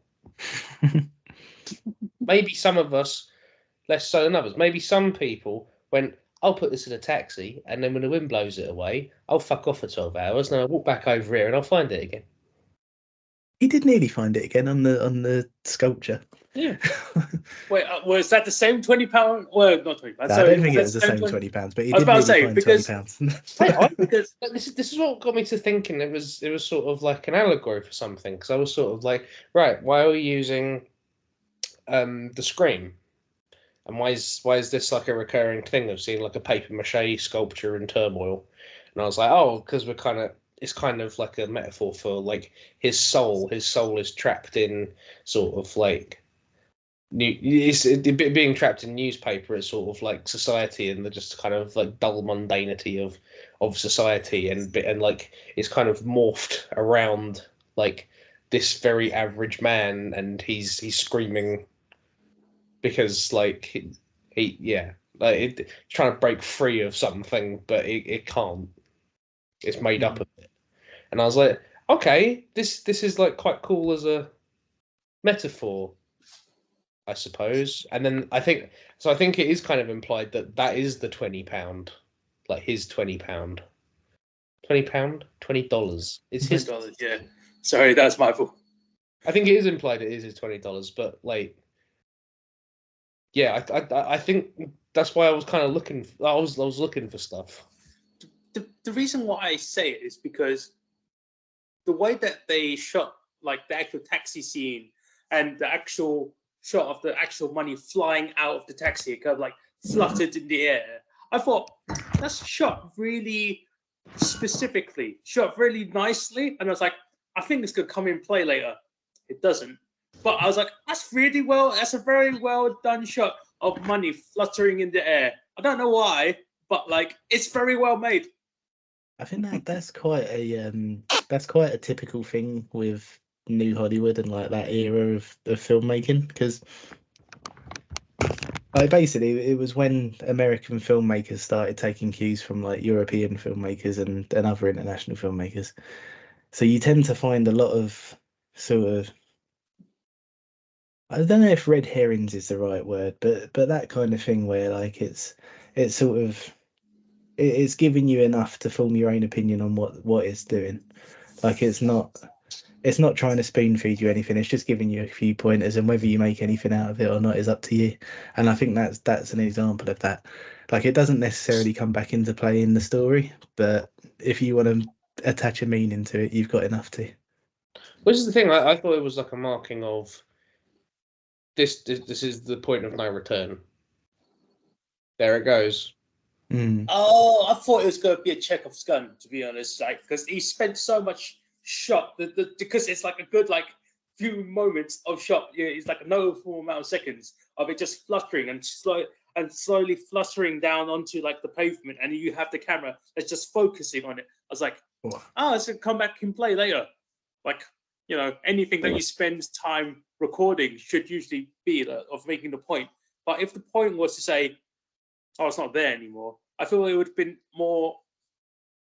I feel like there could be a better purpose for it, just to see it just fly away and you don't see it again, instead of just focusing it dropping on pavement. But it's like it's a setup, like you know, it. I think it's sort of like there goes his like ability to have agency. There goes his ability to like make decisions, because he's when the $20 is gone, he can't really go anywhere very easily. that's true. So But like it's like I feel like if you were just kind of like, we spent a lot of time on it, therefore it's going to come back into it later, and it arguably like does come back into it later, which is a nice show of character actually, because he gets $20 back, whether it's his or not, you know, is up to debate. But he immediately then sees the taxi driver and goes, right, I owe you some money. And I was like, okay. He at least has a sense of, he has a certain sense of like decency about him. Mm. He went, shit, I didn't give you your money earlier. Here you go. And he's like, right. So there's like kind of a pragmatic thing as well. But he's sort of like, but like he could just fuck off. There's nothing that's forcing him to go. Oh, I need to go to give you your money. But it's sort of like, oh, I can give you your money. You can give me my money, and then there we go. We're easy, and I can go home. But yeah, I think Like- that's the thing. Like that does play into why I feel sorry for him, because like we were saying earlier, everything is his fault. But I think when he's given a chance to show that he's an all right bloke, he does do it. And I think that there are aspects of him that are a result of his environment and the time that he's in. So like he doesn't really understand how to treat women and that kind of thing. But I think as far as he can be a decent person, I think he is. and to be fair, every interaction you're having that night is you going, I'm having a shit night. Can someone help me? And every response is, I draw pictures and I'm in a photocopy. I work in a photocopy shop. Or I have an ice cream van and you have to have a driver's license and I've got that myself. And you're like, I feel like anyone would be frustrated by that, where you're just trying to Yeah. communicate something very simple. I think And- that's the thing. Like you know, later on where he meets the gay guy, and he's like retelling what's happened in the night, and he goes, and then I met this woman who let me use her phone. Well, she let me pick it up, and it's like that bit where she's just saying random numbers. Man, that I even felt myself getting like, fuck's sake. Yeah. Oh yes. Yeah. Just think that everyone seems to be everyone's just speaking at cross purposes, and you're just like, cool, can I?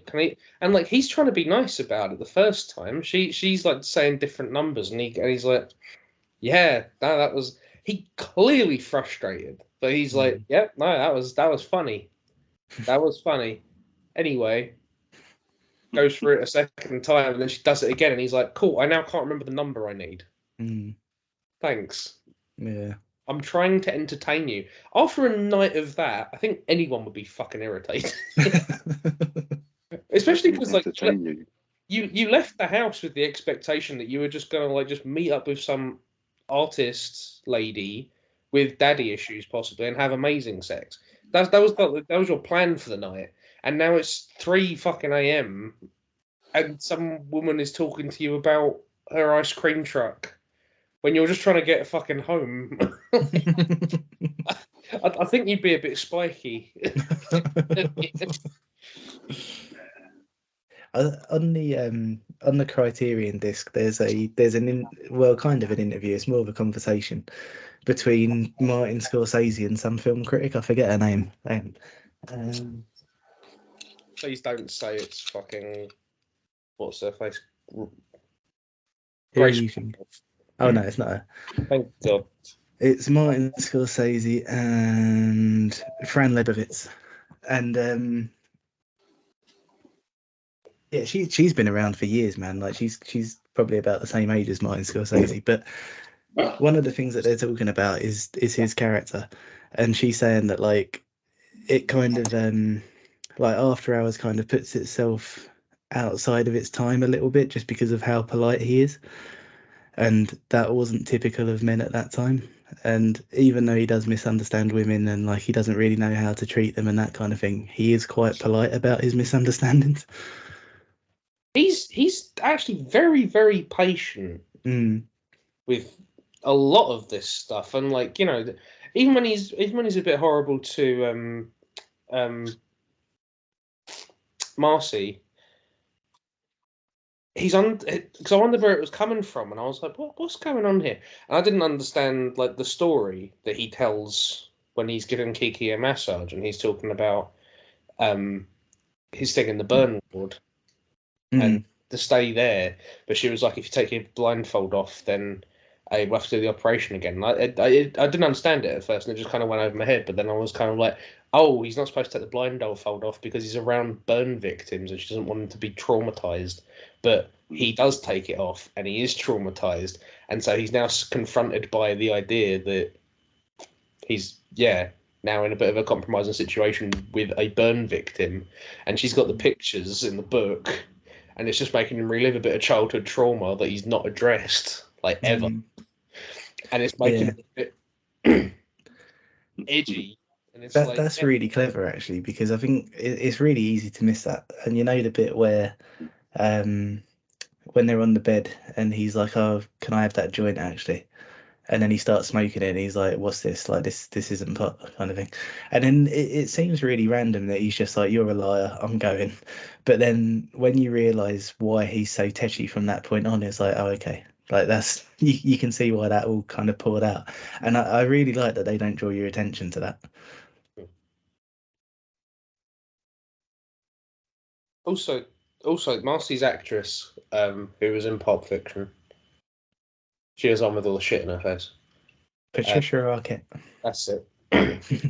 She's so fucking good in this. She's really good. Like, you know, sounds bad. She reminds me of Amy. I was going to say that. she's a little bit. It's really unfortunate, and like she's just, she wants to kind of break out of it, but she just kind of can't because she's just a little bit broken, and it's really just sad. It's really just sad. And yeah, like but like she just seems like such a very like just kind and innocent soul, and she just kind of wants to go back to what she used to be, and she just seems to get taken advantage of over and over again, and like it's just it's not dissimilar from I forget her name now, but Brian De Palma's actual wife in Blowout. Oh yeah, the lady in the lady from RoboCop. Is she in RoboCop? I think she's in RoboCop. Wait, let me have a look. Yeah, she is a unfortunate soul in that way. And he's not, obviously, he didn't come for that. He wasn't ready for that. And he then, like you said, he's got his own issues that he has not dealt with. I think that's just it. Like he's got a very boring life, and he finally thinks he's made a connection with someone, and it's just going to be fine. And then she's got an awful lot of baggage that he just was not banking on, and it's like it's nobody's fault. I mean, it's somebody's fault. It's neither of their faults. But it's kind of just. I think that just kind of sets the stage for a bit of frustration, and then it just builds and builds and builds and builds and builds until you got this fucking ice cream woman. It's like, fuck. Yeah, it really made it all worse. Like you had two points that made it much worse. First, when he met the guys, he just gets really defensive, and instead of telling them like the whole truth from the beginning, oh, Tom gave me his keys. You know, Tom is working downstairs in the bar. He asked me to get the keys for the register because the register's stuck. And they would have been like, oh, okay, yeah, I see you, man.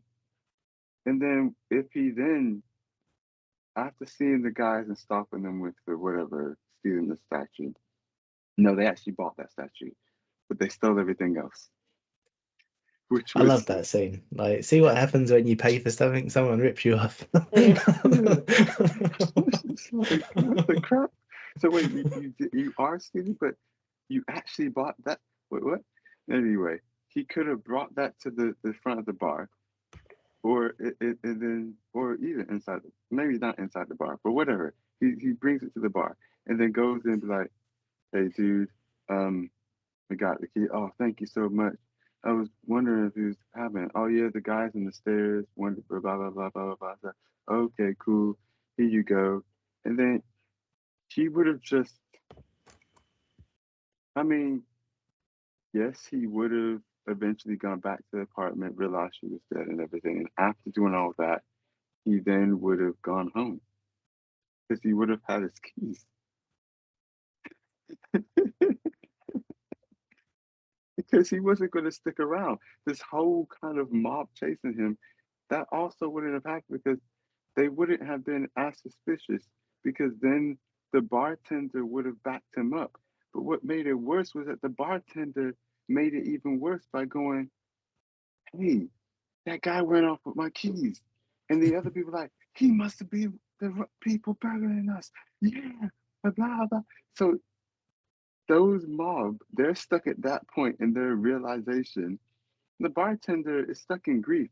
He's had no time to be telling these people, oh yeah, he didn't actually steal nothing. He was just helping me out, but he's going through a whole bunch of mess. And then he's been just wholeheartedly believing his future wife. Oh, I'm just gonna say that though, like Alec, that's it's quite funny thinking about that. It's like, oh yeah, that guy. Wait, he's really been doing that? Oh my goodness, that's so terrible.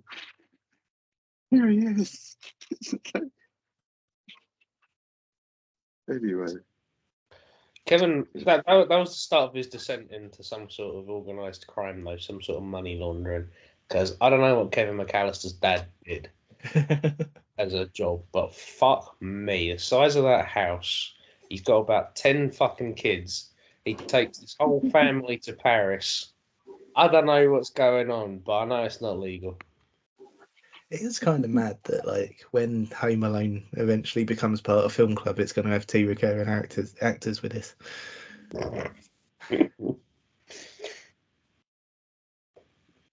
Oh god, that is. No, what else actually? Though? I don't know which one it is.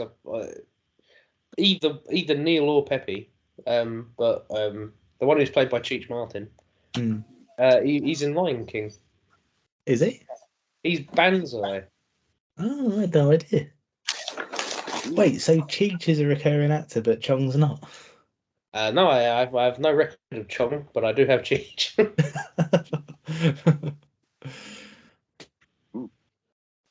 Oh wait, is it as in like one of the hyenas? Yeah, he's the male hyena who can say more than just. Oh, I was thinking. Wait, I was thinking. What that name sounds. All right, okay, yeah. I That's guess he mad. does kind of sound similar. I guess. No, wait, Chong's in this as well. Chong is Pepe.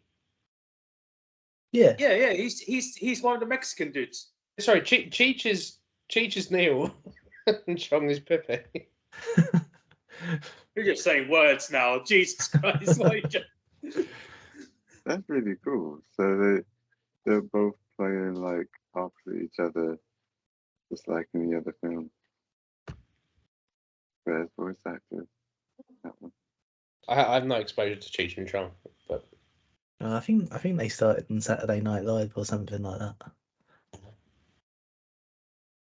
That makes sense. A lot of people who are during that New York area are usually very famous on Saturday Night Live. SNL. Let's explain what. No, actually, never mind. So it's kind of late, and I kind of need to get up early, or kind of ish for tomorrow. So, do you guys have any favorite scenes? Mine's the ending, no question. Like, I love that it's bookended with him just going to work and being unfulfilled. Shaving plaster all across the floor. Oh, shit. You alright? Oh, Did You your made me laugh and it went up my nose. Oh, okay. Sorry. I thought your bowl opened up betrayed you again. Ugh. Oh, that's horrible, isn't it? I was gonna say it's all the things that happen around him that are usually more funnier than things that happen to him. Especially like the scene where there's like a domestic argument and the lady like shoots her husband like 7 times. Oh And he's like, yeah. oh yeah, if I stick around, I'm gonna get blamed for that as well somehow, aren't I? Like, okay, Yeah. let's get the fuck out of it. Oh, he just says, "I'm gonna get blamed for that somehow." Yeah, Yeah. oh, yeah, it's And like, then yeah, keeps it's just running. like, so it's just like, I'm gonna get blamed for that somehow. Yeah, That- I just, That is a fantastic little. yeah, it's just one of those small. It's all the things that are like little things that happen around him that are more funnier than things that happen to him essentially. And it's just like he's stuck here in this like vortex of pain, and it's just like fuck everything. Everything that's happening is continually getting worse, and he's like that. Oh, and then after it generally gets to that scene where he goes onto his knees when it's raining, it's like, why? What the fuck did I do? I'm just a word processor. And it's just like, yeah, it's like, I feel like, I know God's really bored today. I don't know, it could be anything. I think that's up there for like the little gags in Willy Wonka, or the little your glowing joke in Mr. Fox. It's just something where they have to go like, we have to set up another set, we have to hire 2 more people, we have to get blood packs, we have to get like a fake gun, and it's all just for like a little throwaway shitey little joke. But like, even if you don't laugh at it, you kind of have to go like, fair enough. Like you did put effort into that. That was apparently like a big thing when they were making it as well, because they did it. They had to do it twice, because the first time they did it, Martin Scorsese was like, "That doesn't look real," and they were like, "It's like a 2-second thing. Why'd you give a shit?" And he was like, "Because it doesn't look real. We need to do it again." Which part? Can you imagine having the bollocks to go like, just the director goes, "That looks shit," and they go, "Why do you care?" And it's like, "Oh, I'm the director. I don't know. It's got my fucking name on it. Maybe we Which could part? try it again. I don't know." It's the bit where he sees the couple having an argument through a window, and then the woman shoots the man in the chest. They had to do it again. Yeah. Yeah. Why do you care? Fucking, can you imagine like now you kind of look back and just like Martin Scorsese's just like the biggest name ever, and you're like, why else Why do didn't you I care? care that a film had like a scene looking good? It's embarrassing. Imagine. There's quite a few cool things in this film. I mean, he was even concerned about actor safety. The director at the time who was concerned about the safety of his actors, man. Forward That's thinking. pretty rare. Yeah. In the 80s. After the films we've watched and the amount of mess that's happened in them. And the disregard Admittedly, for mostly safety. picked by me as well.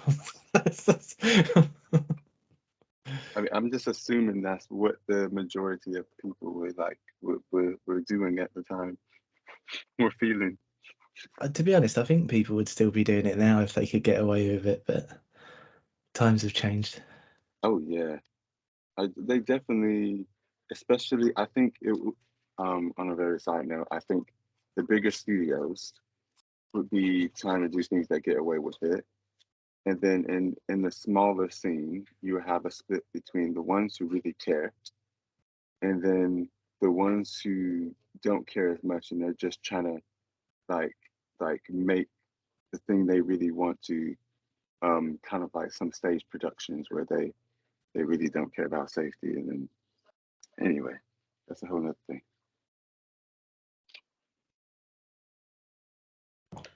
I think my favourite scene is when he's hanging out with the lady whose name escapes him and also me. The lady from the bar, whatever the big Was high. that Jackie? At the end, Julie. Yeah. Oh, Julie. Julie. There's 2 J ladies.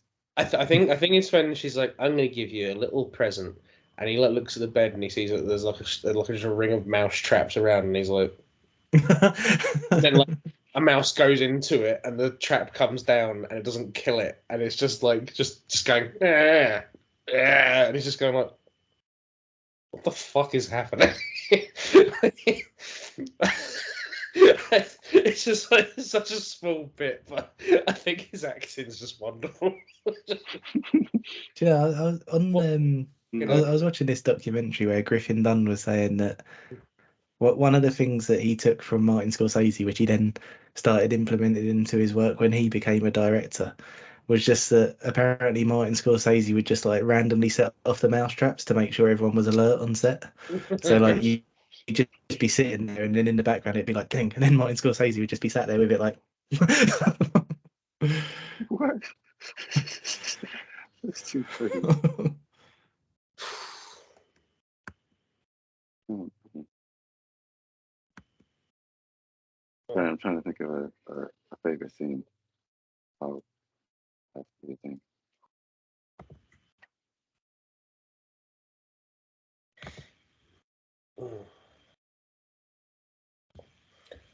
maybe Pat has one. Did see hearts this film so much. I don't necessarily think I've got a favourite scene. It's sort of like just a collection of scenes. It's basically Ouch. the sort of down sort of grading in his sort of night after what's her face tops herself. It's sort of just his night just kept getting worse and worse and worse and worse and worse.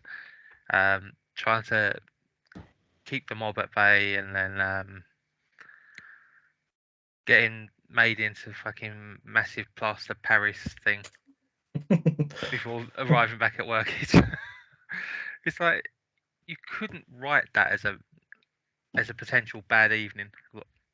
It's just it was just really it was funny throughout that sort of bit. Like I don't necessarily think any one scene stuck out because of it. Yeah, it's probably partly why the ending is my favorite favorite scenes, because it just like it just all compounds into just him ending the night and being like, "Oh fuck, well I'm back at work then." Nothing kinda that like me on happened a last Saturday night night, has innit? changed that I'm back at work. Me on a Saturday night, I get a day off. I'll go out and everything's gone to shit, and I'm like, oh fuck, back to work. I've got to say, Oh, man. I did really feel for him in the opening scene though. I think just because I've been the kid before, where I've gone like, this job's a load of shit, isn't it? And it's someone who's kind of gone like, well, I'm sticking around here to be honest, but all right. Is that I'm gonna be a publisher of this thing and this thing, and I was like, why aren't you listening to me? And it's like, why indeed, why indeed. Yeah.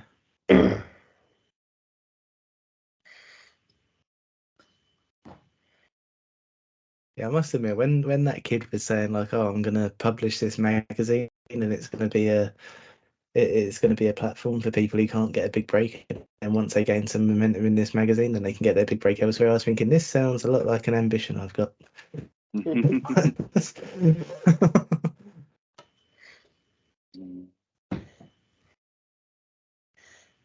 Yeah. And then he became a LinkedIn influencer. The prick. Oh, No. Go on, Ben. Why you got your mouth open? That sounded she better. said. It's good.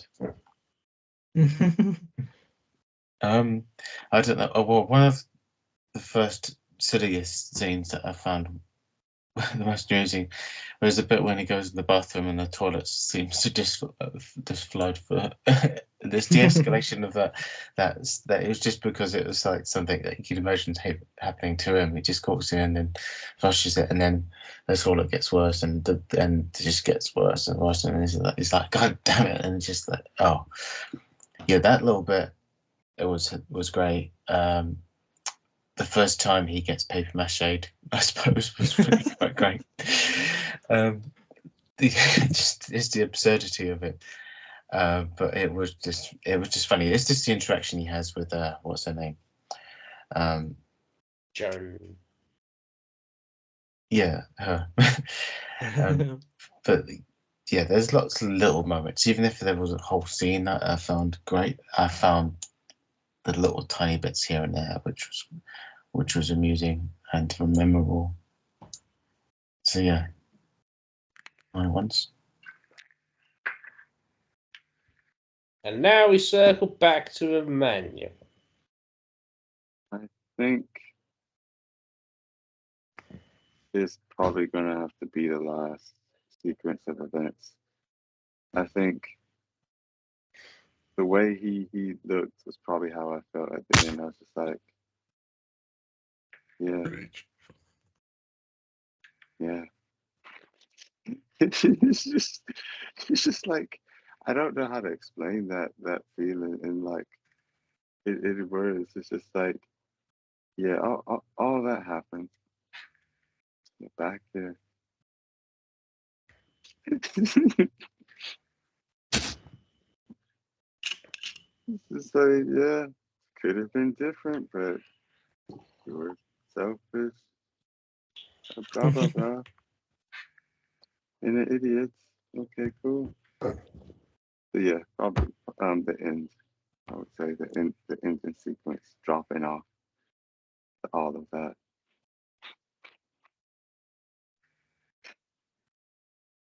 Yeah. Yeah. Sorry. It's just replaying in my head. I'm just like, how did you get here? How was this happening? Kind of like yeah, the one I always come back with that feeling is Love Exposure.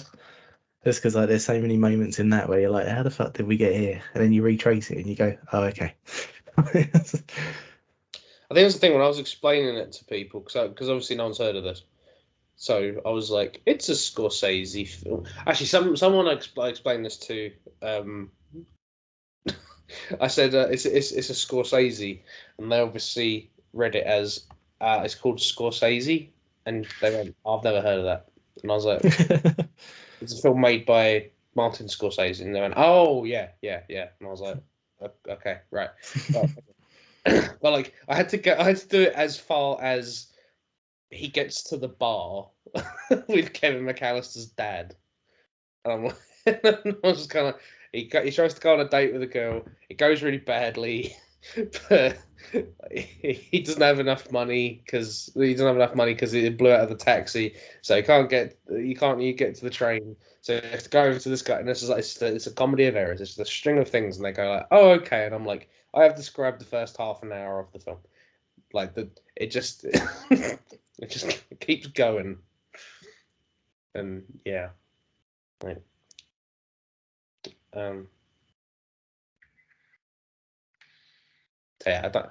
No offense, I don't think anyone's gonna watch it off my recommendation, but that's the lot that this film has drawn.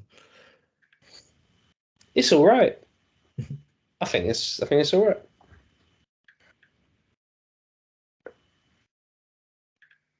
Sorry about the fight. Well, Simon looks blown away. Yeah. So what's up? Simon, that's married. You were just sat there like. Oh, sorry. I am doing what Pat does, and I'm just playing video games. No, because we need one person doing that. We need more people talking. I don't know what else really to add to this film. It's like not my favorite Scorsese film that I've watched of the 3 or 4 that I've watched, but it's like it's okay. It's like not. I feel like because it's missing Robert De Niro, it doesn't have that same sort of Scorsese feelings to it, maybe. But I don't know if that's just me or not. Well, now you've mentioned that actually, because we started talking about Scorsese round, and none of us seemed very sure about what the next special round is. We should probably agree on that. We should decide while we're all here. I gotta say, after tonight, I've got many conflicted feelings on Robert De Niro right now. He's an evil little nasty man. Yeah, sometimes Isn't that the role he plays so well though? Yeah. Nasty man. And I love him for it. Little bastard. Yeah. Also, Leonardo DiCaprio. My goodness, you look like such a little shitlord in Killers of the Flower Moon. Yeah. What an actor. Anyway, sorry. I do want to bring up, actually, there is one thing about After Hours that has just occurred to me. The fucking magic bondage in this is stupid. The what? The magic bondage. So, basically, Neil and Peppy come down to the bottom of Kiki's flat with a telly and a papier-mâché sculpture. In that time, Paul scares them. They drop it and run, and he goes, "Hey, Kiki, I've got your sculpture." And she's got a gag. She's got a handkerchief gag thing, and she's been tied up in like a very intricate fucking thing. Yeah, good knot. So very Just good. in a short time. So she's gone. She's gone. Hey guys, come pick up my telly and my sculpture. And then literally the minute they've left, she's gone. Okay, then. Type the fuck away. Well, I think because she's so open about it.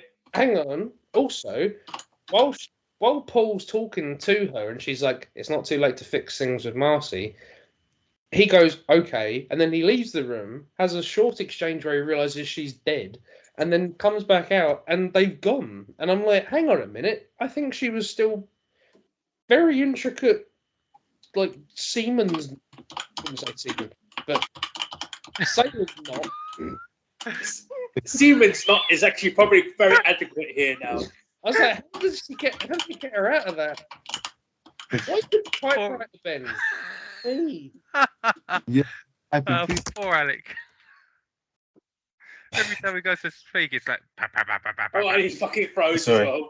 It's And my now we mechanical know. keyboard. Yeah, I was going to say It's like now we that know cat. why he hates mechanical keyboards.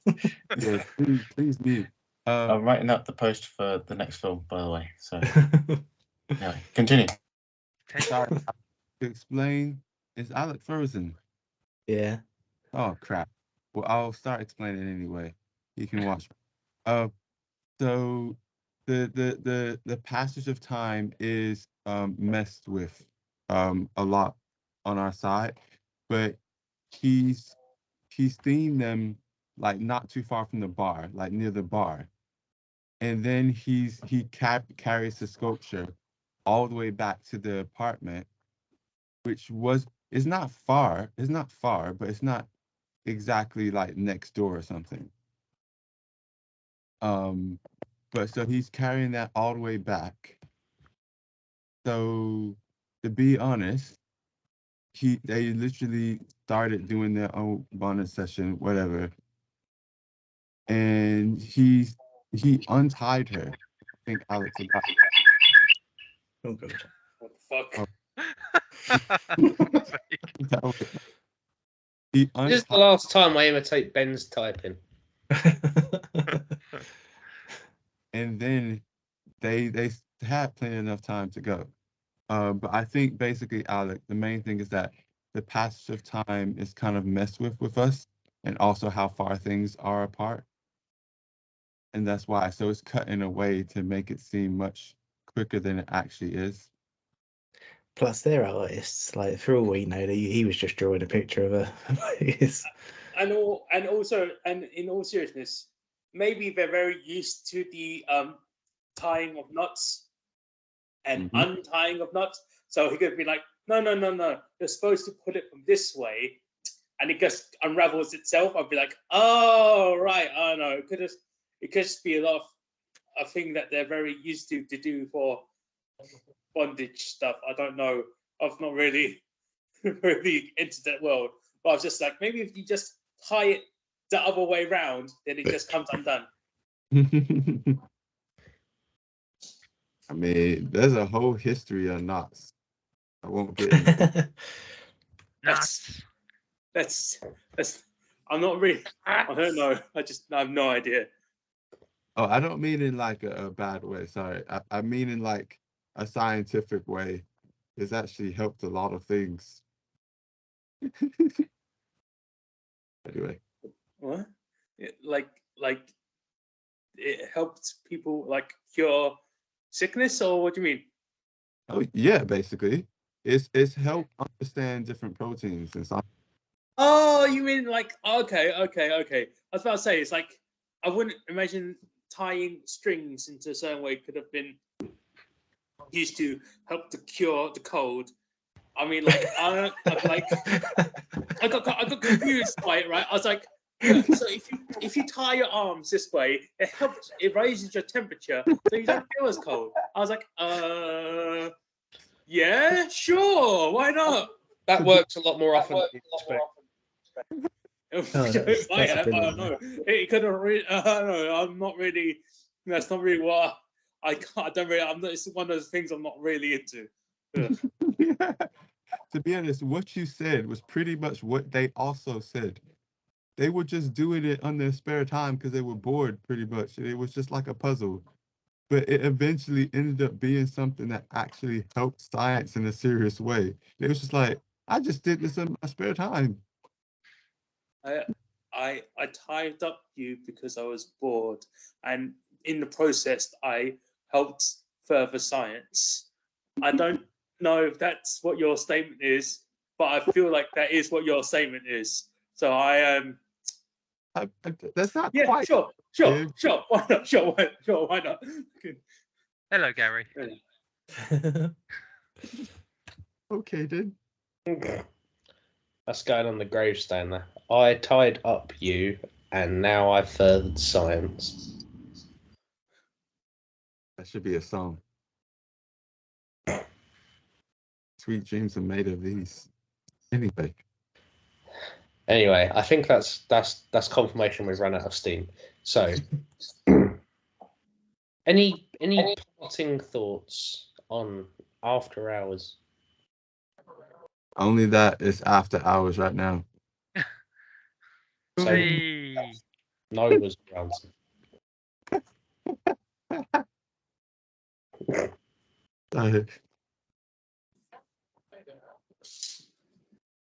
Rob, you got anything? Good going. It good. Yes. Okay then. Speaking of it, good. What's your pick, Ben? Another good film coming up. How long was it? How long is the title? Because I know you were typing for quite a while, quite loudly. Well, it's longer than the film itself. The film's quite a nice, brisk film. It's tying in the place of the shortest film club film we've had so far. Oh, thank you. And it is. Is it Dumbo? No, it's also involved. Well, the story's based on something by one of your favorite directors, Tim Burton.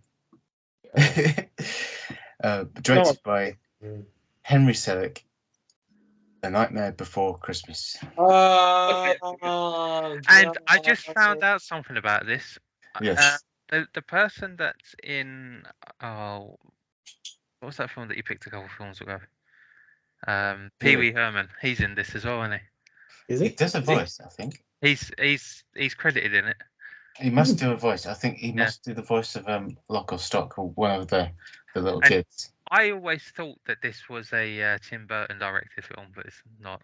No. Yeah, everyone thinks that.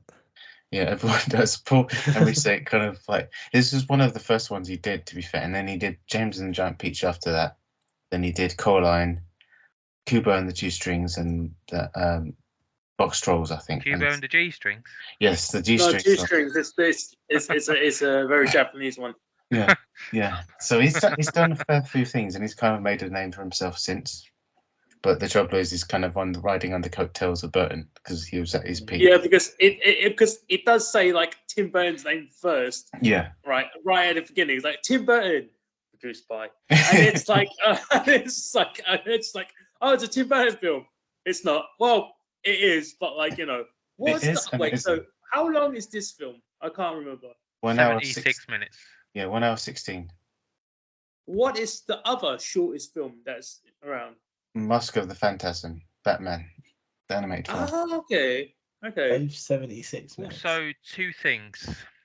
Rob, next year's picks, I don't want to go first because I'm not going to be able to join Film Club that week. Oh, okay. Because my laptop's so shit, I'm not bothering taking it to LA with me. No. Fair enough. So You could do it on Zoom on your phone. I mean, Yeah. Skype, I sorry, can Skype. try.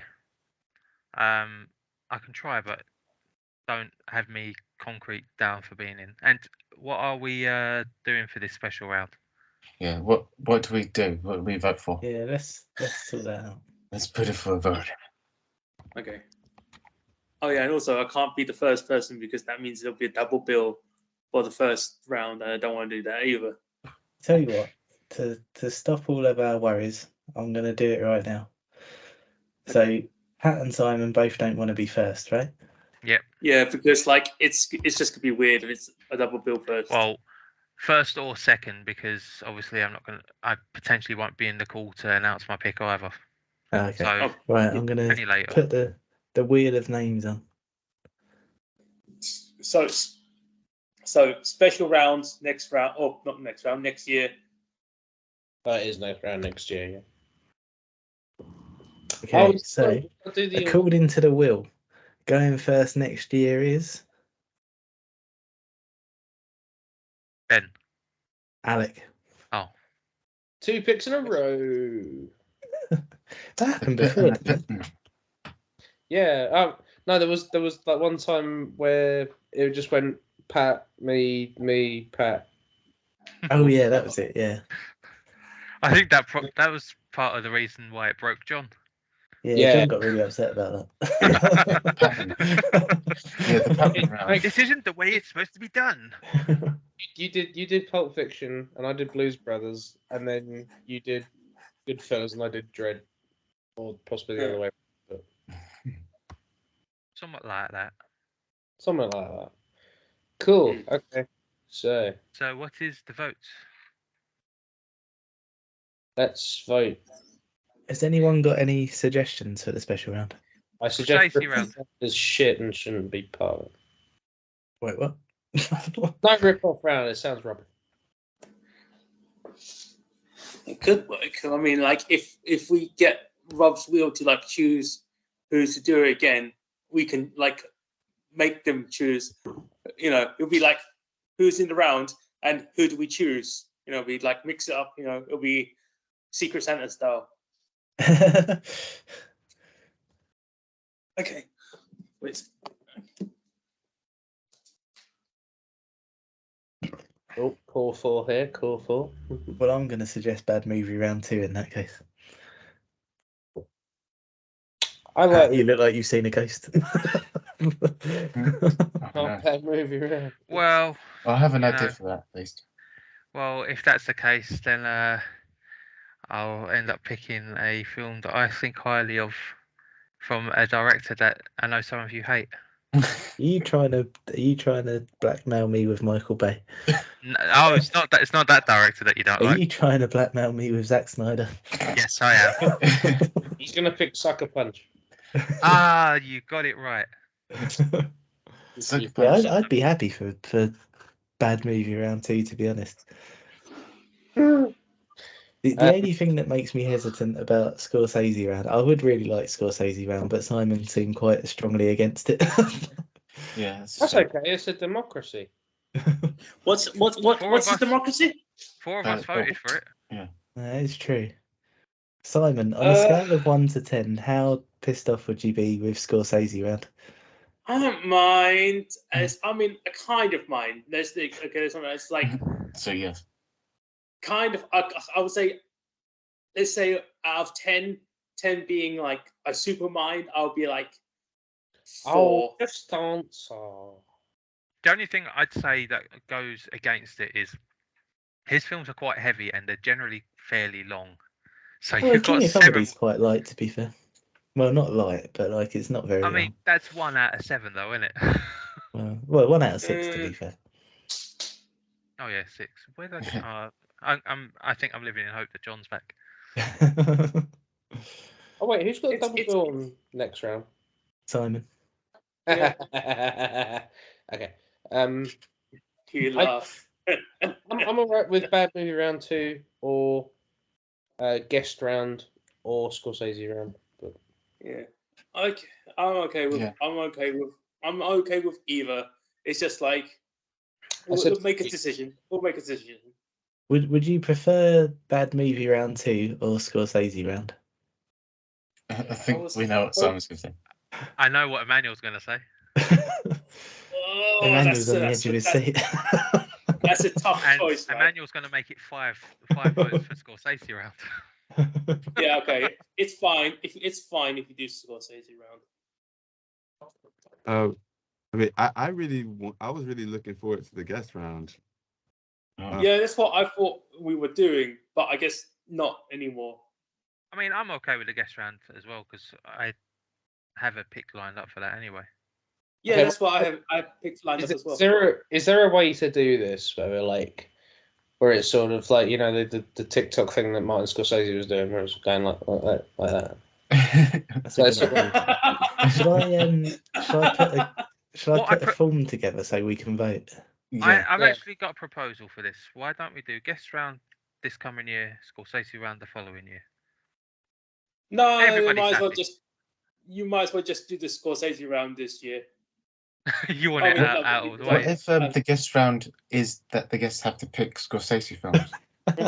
Yeah, but if everyone chooses the same one, it ruins the point, right? True, but it can be like, look, that's off the elimination. So by the time you get to the last person, you've got like 6 less picks. All right, it's fine. No, it's fine, that's silly, Ben. That's a silly idea. Silly idea. Anyways, okay. So next year we'll do Scorsese round. Sure, let's do that then. Oh, hang on. Hands up for guest round. I I'm not preferred it because that's what I Yeah, thought we would do. I'll do it. Okay, hands up for Scorsese round. I'll do that as well. We're all in. Turns out we're all retarded. What about Disney round that we pitched before? No, fuck Disney round. That's too. Yeah, it's a bit vote again. too but easy. You can only vote on one or the other. That's too Tory for Pat. We don't like it. Screw it. Let's just do the Scorsese round. It's easier. It's Okay. easier. It's easier. But the Just guest choose round, one. the guest round seems nicer. I'd We're rather gonna have, have to vote for this, I think. Rob, I think you're just gonna have to do your think- thing. To be fair, if it's only between 2, we can do it now. So like, if we can only vote for one, let's do it again. I think Pat's Okay. raised a good point. That Yeah, but if we all put hands up for all of them. No, but Scorsese that's the films- thing. You can only vote for one. Oh right. Oh yeah. That's the thing. Scorsese films are. I think Pat's made a good point. They're all very, very long, and they are all quite similar. So Yeah, as much as I'd like to do it, I think special guest round is probably the better idea. I'm in favour. I'm gonna say I would rather do special guest round than Martin Scorsese round. Yeah, and I think Okay, if someone yeah. and Manuel want to do it, we should do it. I would do special guest round preferably. Yes. Yeah. Okay, 2. Yeah. Okay. Pat's already know it. Ben, you good? Yeah. Special guest round. Going, Okay. gone. The objections. Oh. I know Rob's just made a form. Sorry. Ah. I haven't made a film. Oh, okay. I thought you were making. You make one more complaint. No problem. You're welcome. And my pick is a film I don't even like. I mean, that is the risk. Oh, is it Titanic? Nah, thank Oh, fuck. Eb's gonna sabotage me. She's picked something fucking dreadful, but I'm picking a Like the film button. Rob suggested. won't be winning that round. Wonder what my wife will pick. That will. It'll probably. That I will be completely fine with, but no one else will. That's not the first time it's happened. What about Funny Face 2? Too funny, Two Face. Oh. Thank you. Yes, I agree. Oh. Ben, I just felt like a chill on my this arm. pick of yours, I Ben, might need a flu Yeah. shot. what genre is it? Nightmare Before Christmas. It is a musical, I guess, but that isn't really a genre. Would you say is it, or is it? Oh yeah, I put it down as a Musical genre. is a genre. musical genre. Yeah, musicals. Oh, Yeah, I mean, Simon, you've got pick number 200 next round. Really? Which one's 200? The For like second how half many of your rounds double in? bill. Oh fuck! What do you mean? Which one's 200? No, I wait. I thought you meant like I did. I wait. I was about to say wait for like yeah, but like I didn't realize he meant like as the double bill or thing, because didn't we already have this problem already where I had picked number 100? No, you had 150? the 100th stream on YouTube. Oh. Pat picked Pick 100, which was the He most picked Leaving Las Vegas for some reason. Oh yeah. It was just one that I fancied picking at the time, but yeah. A very good I don't film, know. but not celebratory at all. I don't think you'll be happy with my double bill. I mean, that's promising. It was alright. It was just kind of like, oh yeah, are you for the 100th pick? We're gonna just explore the dangers of alcoholism. And it's like, yeah, I mean, we are Because I'll explain this. The double bill that I've picked is one of the films that I haven't watched. Manual method. Yeah, so it's gonna be one of those sort of films. So I can't even tell you if it's good or not because I haven't watched these double bills. Simon, in all fairness, you can't tell us if any of them are good or not. That's true. That's true. I kind of. That's true. That's true. Think. I like some of your films, so I don't know. Right, so just to map this out. So 16th, we're doing Nightmare Before Christmas. 23rd, we're doing my film. 30th, we're doing the awards. And then 6th, we're doing my film again. It's accidentally worked out quite well. I'll get the form out for the awards this week, and then we can start thinking about that. And for the last 20 minutes, I've just been mapping out my potential films for next year. Potential. But you know, it'll probably change by next week. Nah, you're not Rob. Oh no, I'm worse than Rob. Yeah, Pat's far worse than me. Is he? I've changed my list about 200 times this year. The films that was on my list this time last year, I've not picked any of them.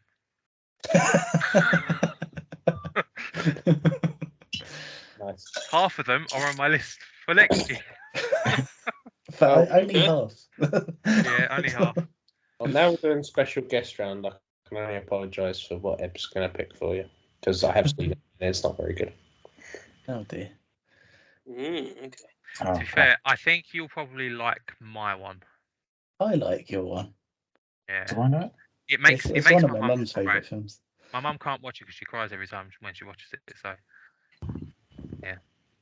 Dragon Ball Evolution. It's not a great review. no, that makes me mad with anger. I'm mad with anger. Oh, I'm insane with anger. But I think I should go as well because I'm in work at 8 o'clock in the morning. Oh right, yeah, got do paperwork still. Well, no, I finished my paperwork, but I gotta do work as well. Yeah, right, yeah. We'll end I don't think we'll end it here. So Nightmare Before Christmas. Where can we? Oh, I mean, it's obviously Disney Plus. Disney Plus. Yeah, it's At first, I couldn't find it anywhere apart from Apple TV. I was like, oh, Alex not gonna be happy about this. But then I saw Disney appear on it. If it's a Kingdom Hearts level, it's on Disney Plus. yeah, Right. pretty much. Yeah, it's true. God damn it, you're absolutely right. All right. Right. See you next week, guys. Yeah, see you later. Take care. See you in a bit. Bye.